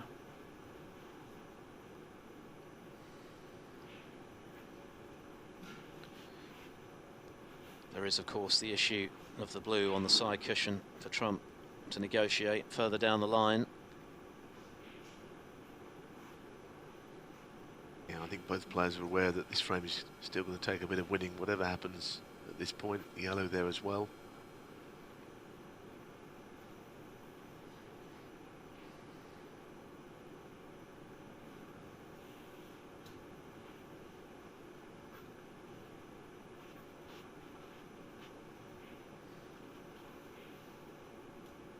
I was going to say the green looked all around the houses, didn't it? Brown surely is easier.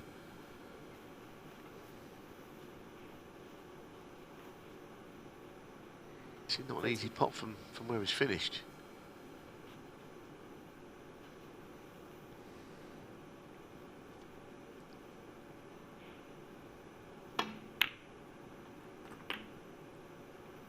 That's the thing about Trump, he pots so many difficult balls, doesn't he, now? This break even. 14 break with about 3 or 4 good shots in it already.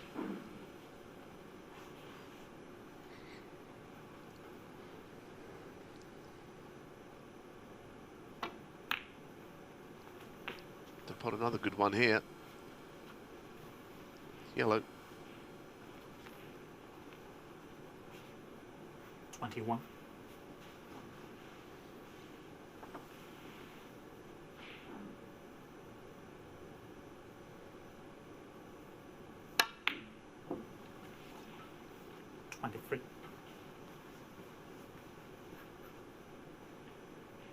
Still work to do, but if Trump won this frame, it would hurt O'Sullivan. The driving seat for the most part. 26. Anything but straight, and he's got a chance of getting the blue in play here. It's fairly straight. Sullivan is pinning his hopes on the blue not being potted.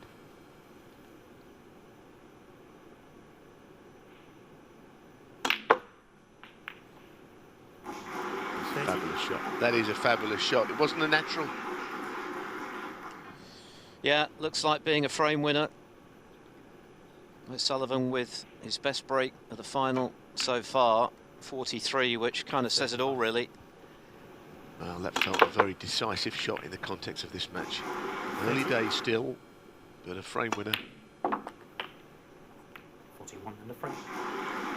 Judd Trump clears to the pink, and the problems for Ronnie O'Sullivan deepen as Trump extends his lead by 4-1.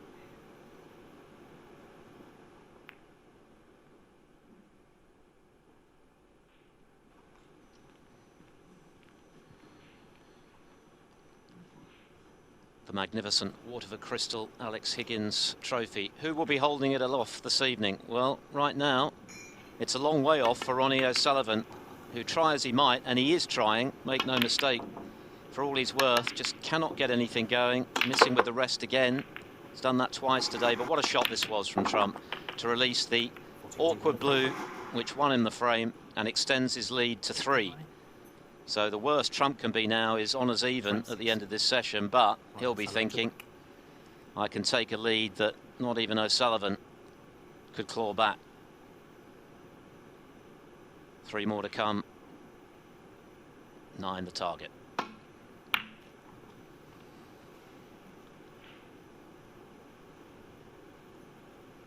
O'Sullivan's pot percentage success remains in the low 80s. Trump shade under 90 now.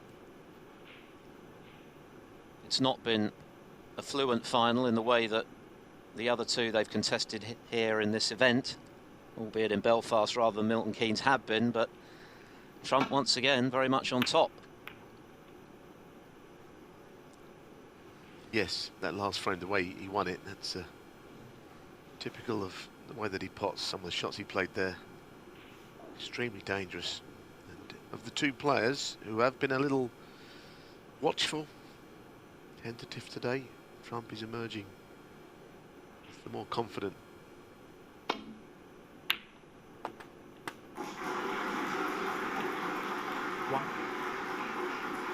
Excellent long pot, good job it went in, but it never really looked like missing.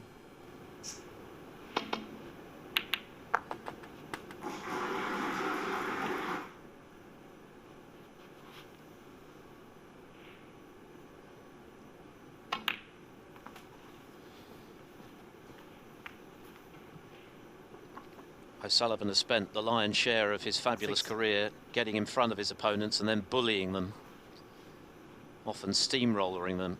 More recently, he's found himself having to play catch-up, and he's done it pretty effectively, not least against Selby in that wonderful Crucible semi-final when he seemed to be going out and then produced that furious 3-frame burst to get the better of the 3 times world champion Selby, and of course went on to comfortably beat Kyron Wilson for his 6th world title. He needs that kind of inspiration now. 13.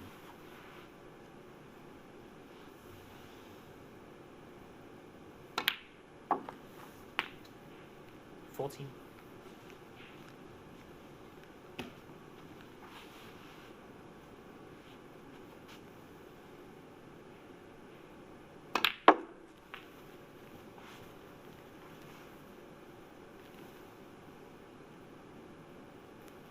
$20.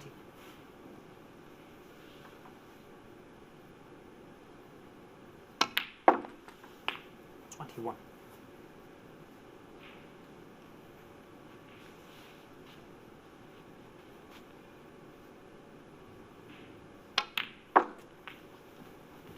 Like the blue has to go on the green spot here.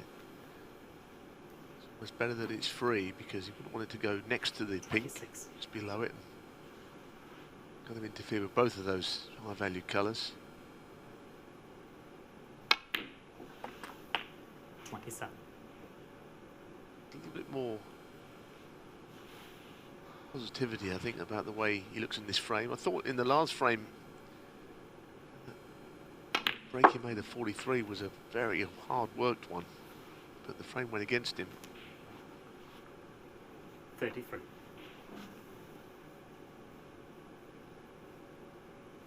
Foul. That will make him enraged. Sullivan. It's a foul because he's already jumped over the ball, even though he hit a red in the end. Yeah.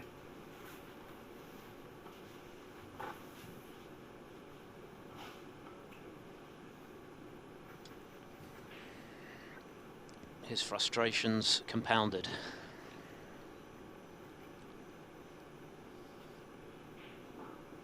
His highest break remains just 43 in the previous frame.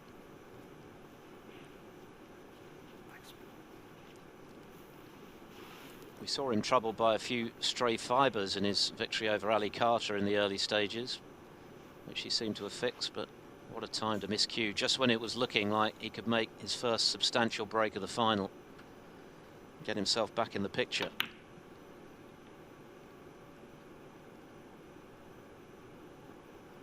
Wow. A reprieve, though, straight away. Yep, it would have been more frustrating that miscue had Trump got in there with a chance to score.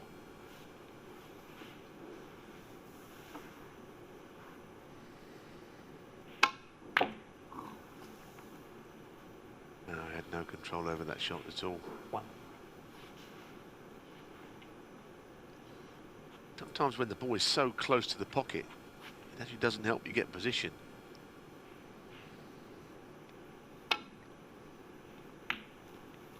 Once again, O'Sullivan's been derailed a little bit in this frame, but just when he started to show signs, you know, the miscue, there's not many worse feelings for a player when you get too low on the cue ball and do what he did.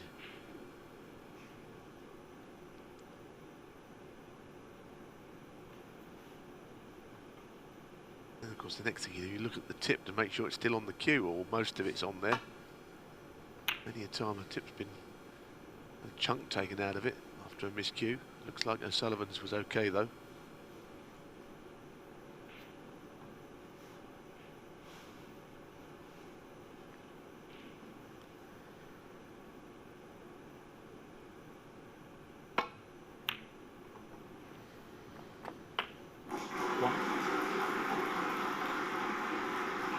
Well, it goes without saying that this frame has to be very important now for Ronnie O'Sullivan. He's got to win it any way he can. There's been nothing wrong with his long game by and large today. 9 out of 11 is outstanding. 4 out of 5. It's just that more often than not, things have been awkward for him when he's been trying to construct a break, and then just when it looked as though he was putting that right, the miscue.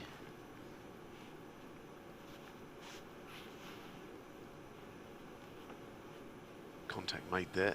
It's brushed against the red.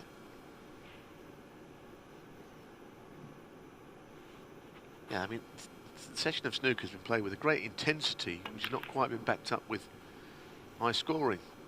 But no one could doubt that these two have. Resolution here has been quite something. Just that something seems to have stopped them making the big break somewhere. Get days like that, the balls will run awkwardly. Something will come along and stop you potting balls. Trump won't mind at 4-1 up. What's happening out there? And what an effective shot he's played there, really opening things up, cranking up the pressure on O'Sullivan, who desperately needs this frame.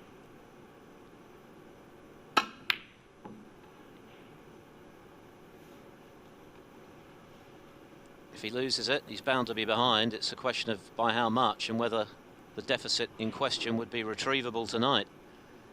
Very good shot that, but it's a little unfortunate that the red has gone in a potable position where Trump can knock these in.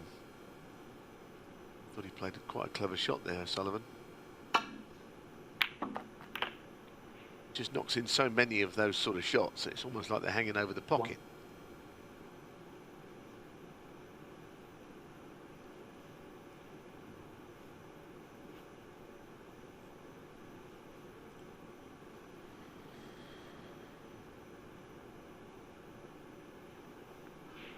Trump one.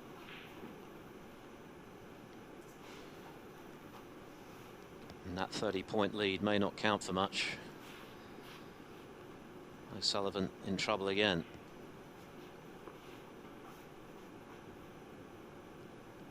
The question here is, which red would he most like to be able to lay up to?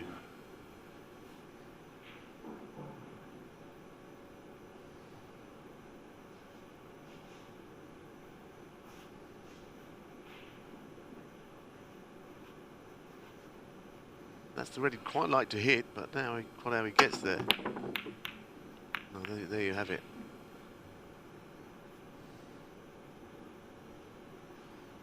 Couldn't get to anything, just to roll up to it. And it may look reckless, but we saw it in that semi-final against Mark Selby.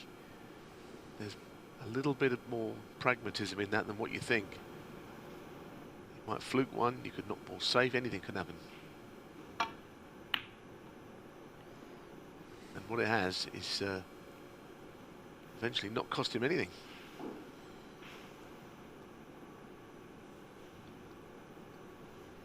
Hard to overestimate the significance of this frame. Big difference between 5-1 and 4-2. Sullivan could yet emerge with a share of the spoils in this session. Right now that feels unlikely, but if he can win this frame, it might just spring him into life, if he can win it.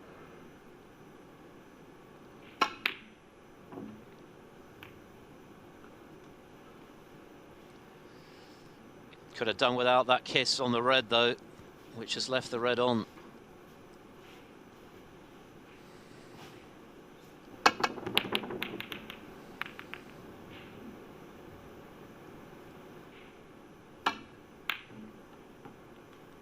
Wow, Trump once again lets O'Sullivan off the hook. We've got a chance to see the O'Sullivan escape, which is known in the trade as a hit and hope. What he was doing. Well, he's not been entirely secure with the rest so far. He's got 3 but missed 2. And he's missed another one, goodness me. I'd be really annoyed about that one, Philip, because the frame is there at his mercy and he's missing the first red.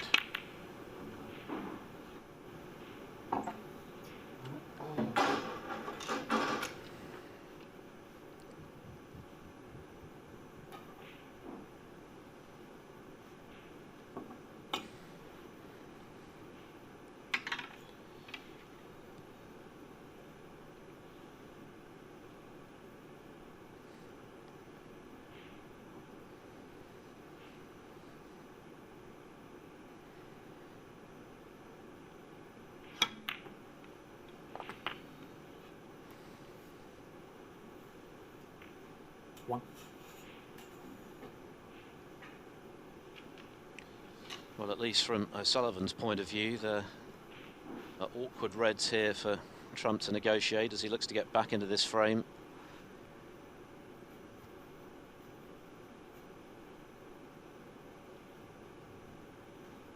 Black.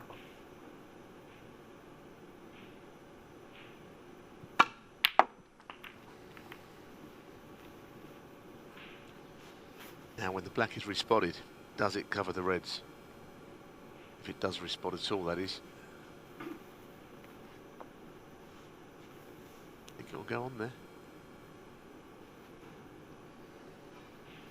8.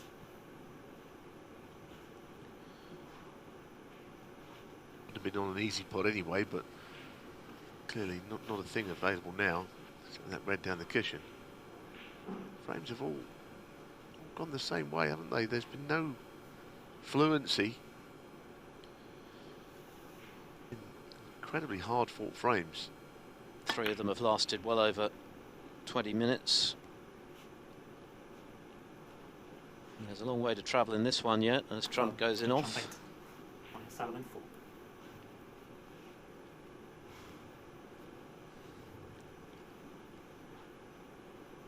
Yes. It's been a bit of a grind, but crucially it's been Trump who's had the last word in 4 of the 5.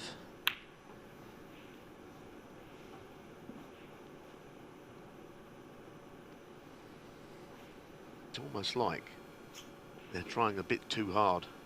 See, Judd, I'll say it again, has won 4 of the 5 frames. He doesn't mind how this is going, but it just feels like that. A couple of very important little clearances have been made by Trump, which is the difference between the 2 players. There's not a great deal else between them.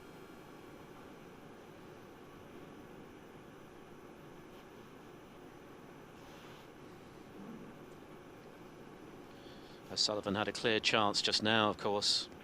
Missed for the 3rd time this afternoon with the rest. Very uncharacteristic of him. And now he's got to do it all over again. Just 26 in front.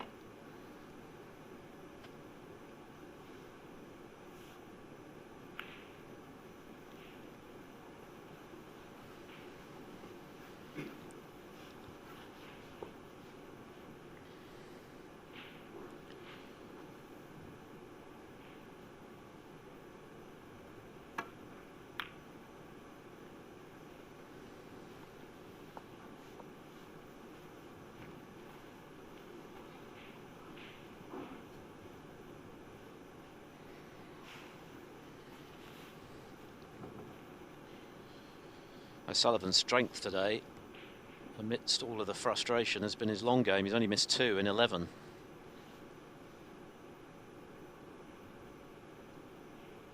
One of those was the fluke, which counts as a pot, is it, on that green earlier? Yeah, that's true. So that's where stats sometimes tell lies, don't they?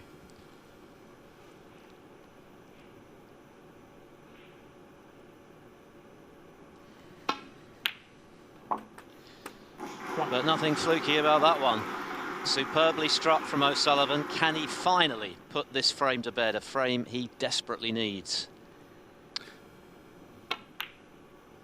It was good enough to have another look. It was a brilliant shot because he's doing all kinds of damage if this doesn't go in. He's leaving the red to the middle. He's got the red below the black there. Now, surely something else is not going to crop up for O'Sullivan here, not to win this frame. He's got to watch with the brown. It's underneath his, basically where he wanted to put his elbow, I think.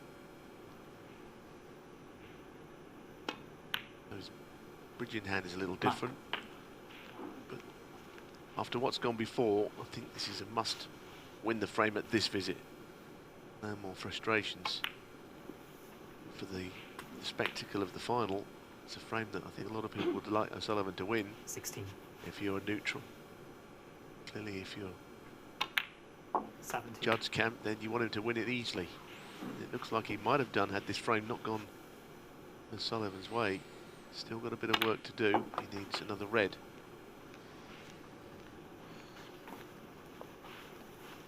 It's been pretty typical of the frames we've seen to date. Hard going. But it's been won, by the looks of things, by a magnificent red. And could that be the moment of inspiration that O'Sullivan has been looking for? All things still possible in this session. O'Sullivan can yet emerge dead level. What a result that would be for him. Equally, Trump could be 4 clear. But at least O'Sullivan, barring snookers, has given himself the chance to stay in contention in this 3rd consecutive Northern Ireland Open final between the pair of them. Trump leads 4-2.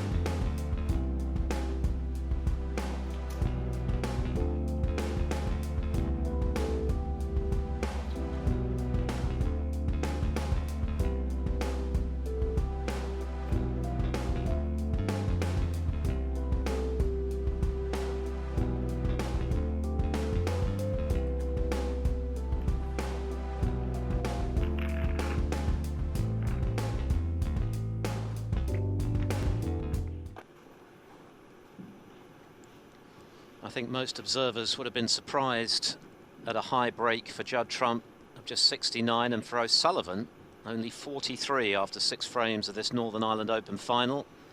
It's been a session characterised by blood, sweat and tears rather than free-flowing snooker, as Ronnie grabs another couple of mugs of hot water. But crucially, from O'Sullivan's point of view, he's won frame 6 to stay in touch. Things were beginning to look serious at 4-1 down. It was a brilliant red that got him in to finish the frame off. Maybe that will act as a source of inspiration for the remaining 2 frames of this first session.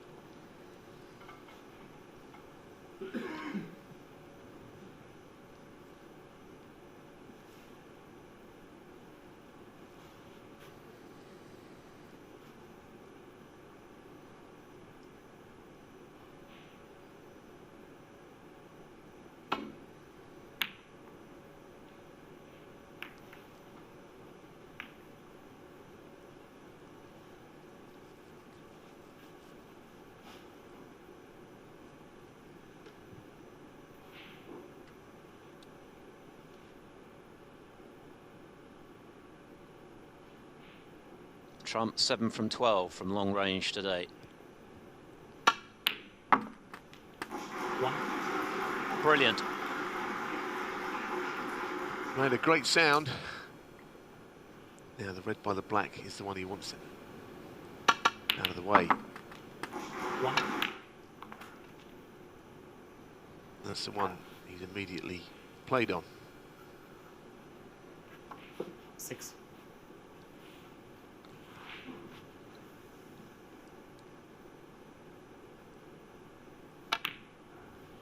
7. Very rare to see either of these players in the 80s in terms of pot success. Trump now at 87. O'Sullivan has picked it up slightly to nearly 85. But it's been that kind of final so far. The balls have not always been in favourable 14. positions. Both have had to work very hard for the points they have got. 15.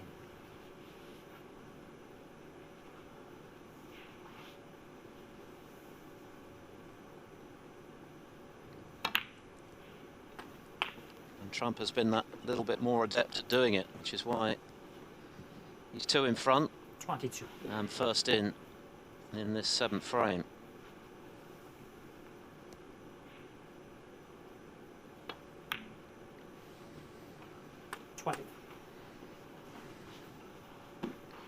Well, now, here's the angle here. He could really zip into the bunch here. It's a question of the backspin that takes the cue ball through the bunch. Don't know if you see the plant in there. Maybe he's waiting one. There seems to be a combination of some kind. Top 2 reds. Must be in line for him not to 30. take on the split. Yeah, well, at the moment he's aiming at the right jaw, but he kind of overcuts the first red slightly, then he can straighten it up.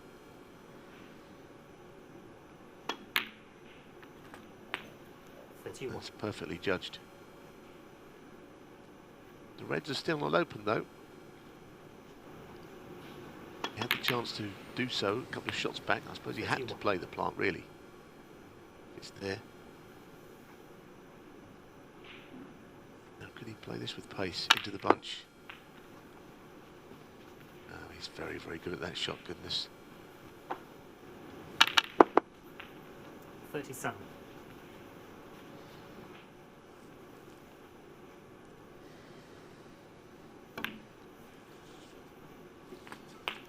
38.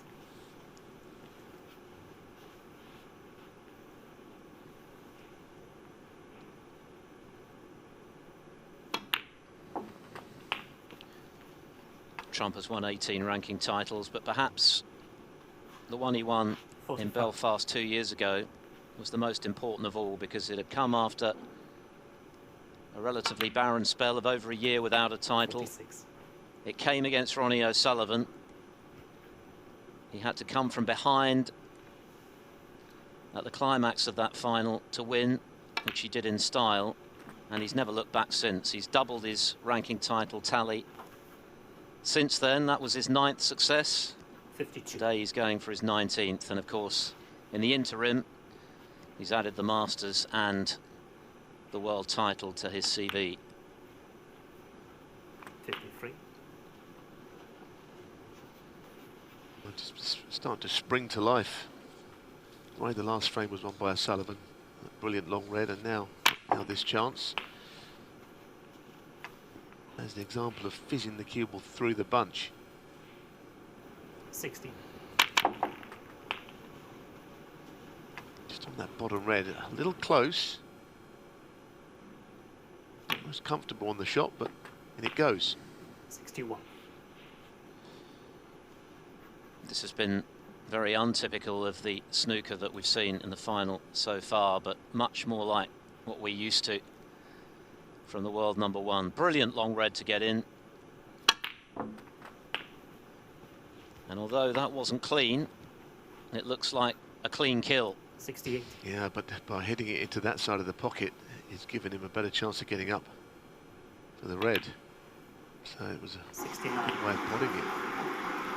So this is a different frame completely to the others we've seen, which kind of brings a lot of attention onto what's to come this afternoon. This next frame is huge now, with Judd looking to extend and scoring the more freely of the two.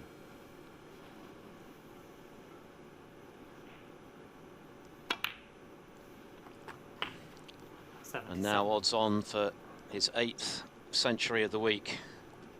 Ronnie O'Sullivan has been second best today so far. He's fought for everything. He's scrapped away, but he's only got 2 frames out of the 7 to show for it. And the last of the session is surely a must-win for him. 83.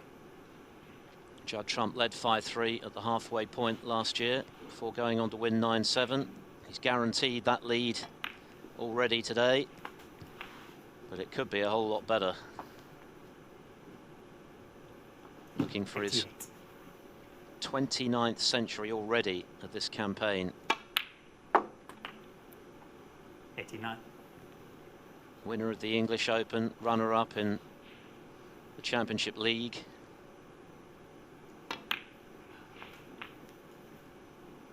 Semi-finalist in the Champion of Champions. He's already accrued £140,000 on the table before this event this season.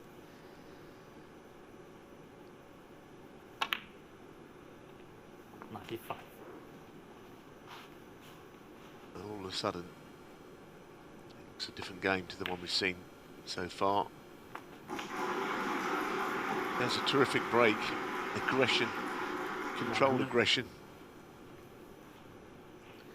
747 for his career. He moved ahead of Neil Robertson this week in the all-time list.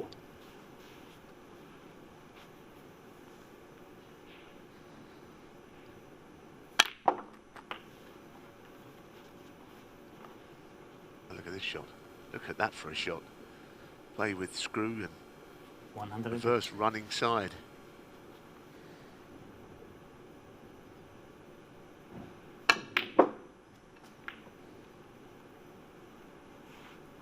$110. Oh, one way of developing the brown and getting on the green.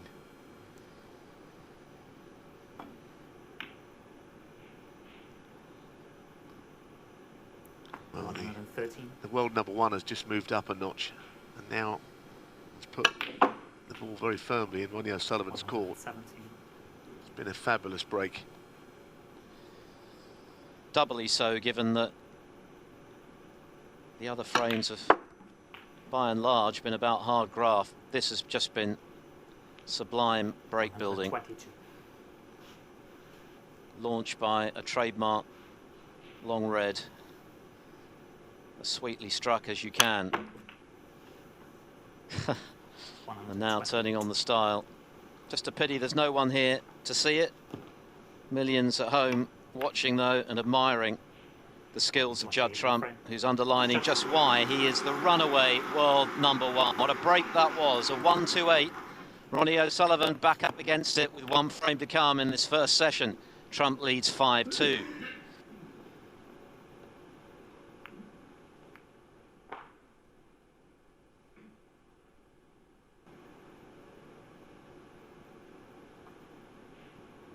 The first real splash of brilliance from the world #1 and defending Northern Ireland Open champion Judd Trump. Look at this for an opening red, perfect position on the blue.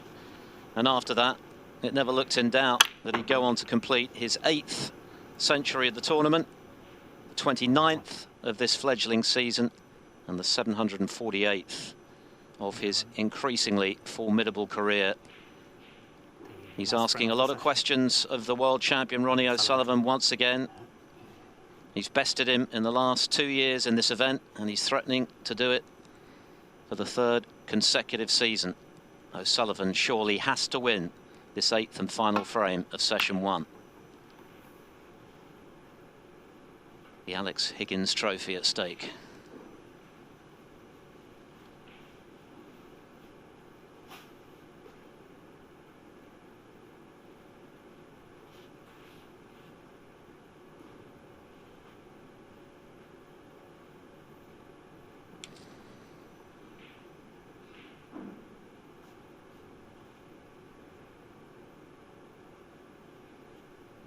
The great man would certainly have appreciated the style of snooker that Judd Trump brings to the table. Flair, flamboyance, brilliance.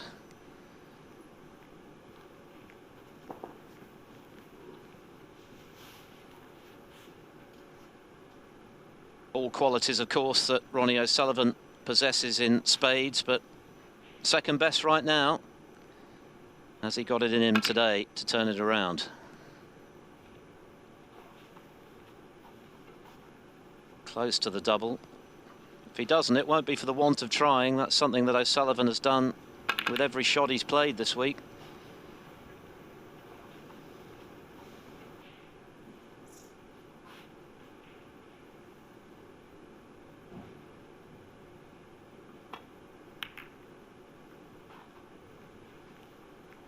Already a different kind of safety battle this frame, with the reds towards bulk.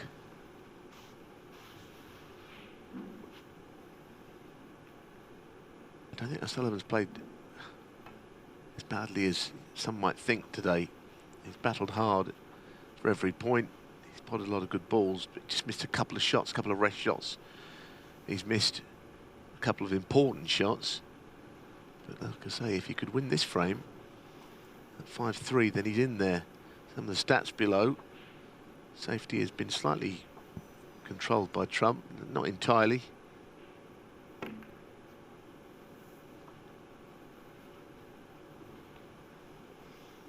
Feels like there's quite a lot riding on this frame to me. There always is in a match of this kind, but especially these two. 4-frame lead would just feel like an awful long way back.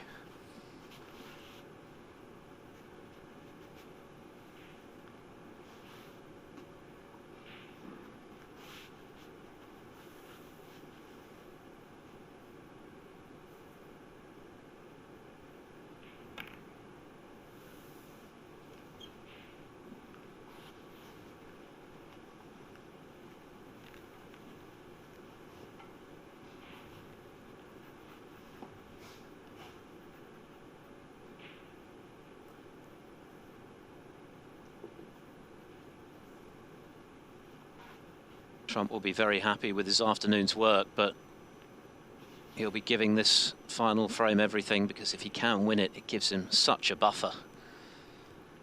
It will put him within 3 of retaining the title for the hat-trick.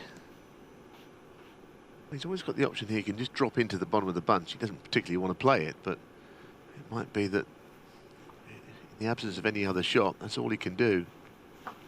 Touching ball is red. So Marcel Eckhart confirms it is touching. And he's touching 2 of the reds, I think.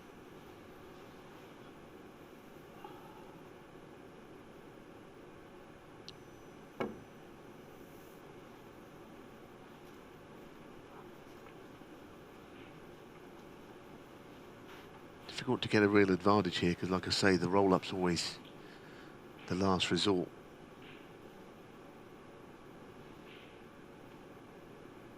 You kind of wonder how this frame will develop anytime soon.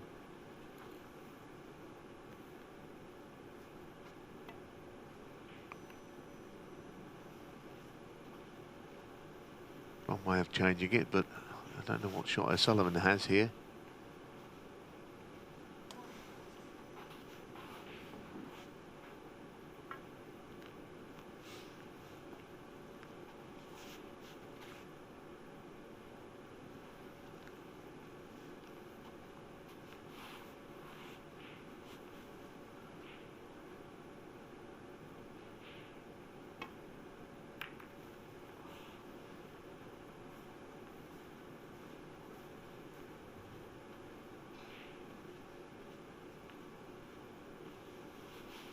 O'Sullivan's highest break of this final remains just 43.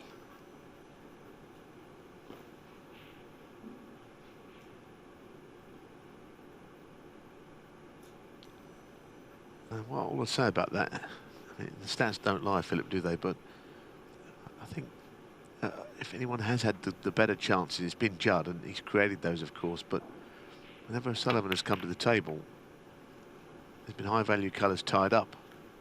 Now, that hasn't always stopped him before, but I haven't seen him absolutely banging amongst them and not make many. It's just been that kind of an afternoon, isn't it? Yeah, things have often been awkward. It's been a real scrap to make anything sizable for O'Sullivan. A couple of times he's got himself in front, potting some really good balls, but hasn't been quite able to deliver the killer blow. The misses with the rest have been costly at times, uncharacteristic as well. He's a little bit pacey. Cue ball is bouncing away. Surely he's not left the red, has he? Looks like he's okay, but there was an anxious moment there when he thought maybe the red had become pottable. I don't think he can get to the potting angle. Might just be some of it sticking out. Play it with left-hand side to straighten it, maybe. Well, he clearly didn't go for the pot, but he hasn't played a very good shot either way. Now then, one good pot from O'Sullivan here. Can he produce something along the lines of Trump's previous contribution, get himself back into this final?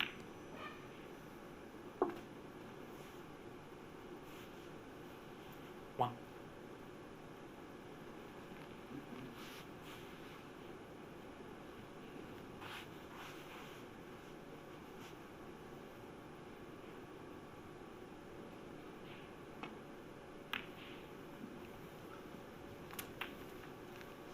This actually, Philip, just might be his best chance early in the frame of the day, of the session of 8 frames, because he's in first.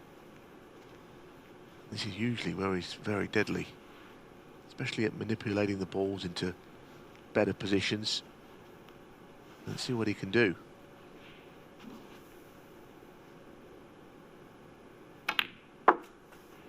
Seven.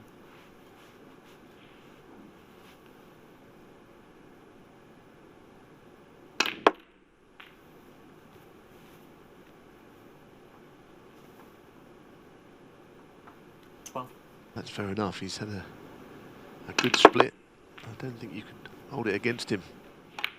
Probably deserved it. 13. A couple of balls have gone awkwardly, but this time this is a gilt-edged opportunity.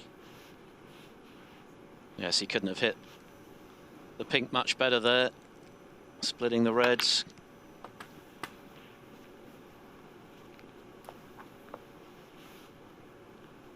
$20.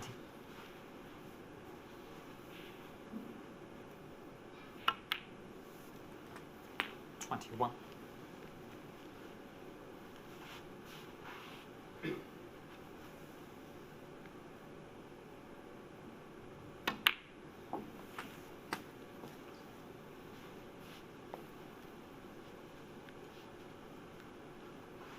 $28.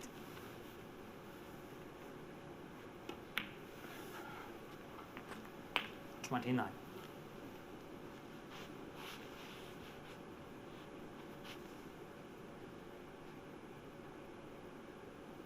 O'Sullivan has always been extremely adept at going into the reds. A few better exponents in the history of the game, and this was pretty good. It was, but he kind of landed on a red that he didn't know about. The cue ball just drifted down the table, and once he got on that red, the rest of the split was absolutely fine. Now, after some very sticky frames in a row, the last couple of more in keeping with how we saw this final going from the start. 45.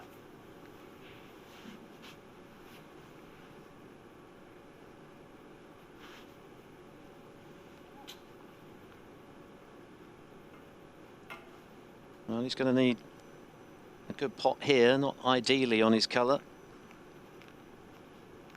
And we've been in this sort of territory today already with O'Sullivan building a modest lead, but not being able to continue. Needs a good positional shot. And that wasn't it, although he may still be okay.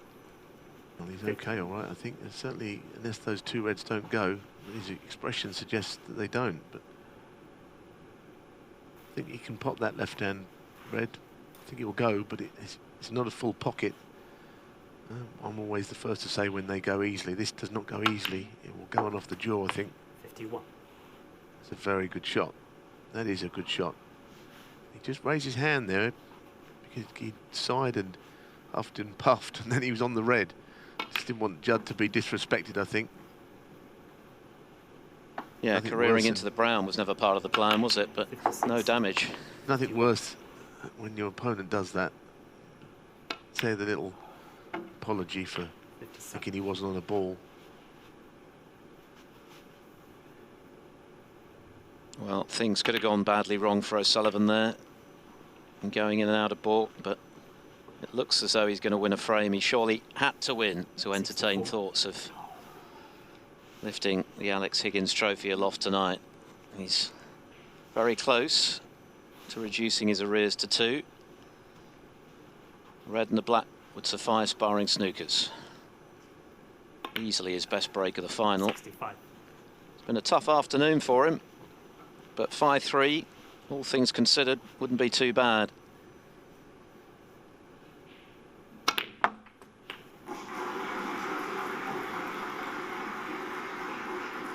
The applause acknowledging frame ball. 73. Yeah, this is a good break. He always felt he needed to get in early in a frame and get the balls where he wanted them. Maybe the 1 or 2 little nudges in this frame are the ones that he didn't really get earlier on. 81. But it means that tonight will remain very interesting. I think they've got all their anxiety and the sort of tense nature of snooker out of themselves. I think it'll be more free-flowing now, even though 87. it could end up close. There's one not to miss from here. The intensity has been there from the start.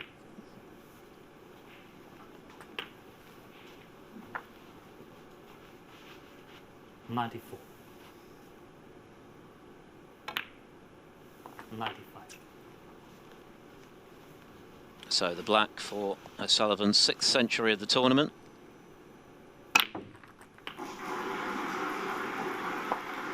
A very timely intervention from the reigning world champion. He's going to be facing the same deficit as he did last year. Judd Trump still has work to do to make it 3 Northern Ireland Opens in a row. 110. 112.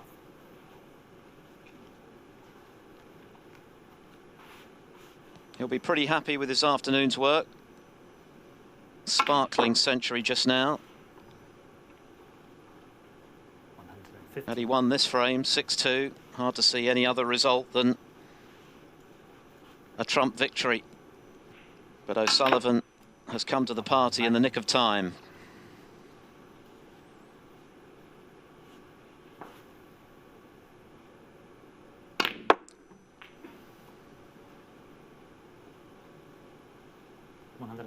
And it could yet be a momentous evening.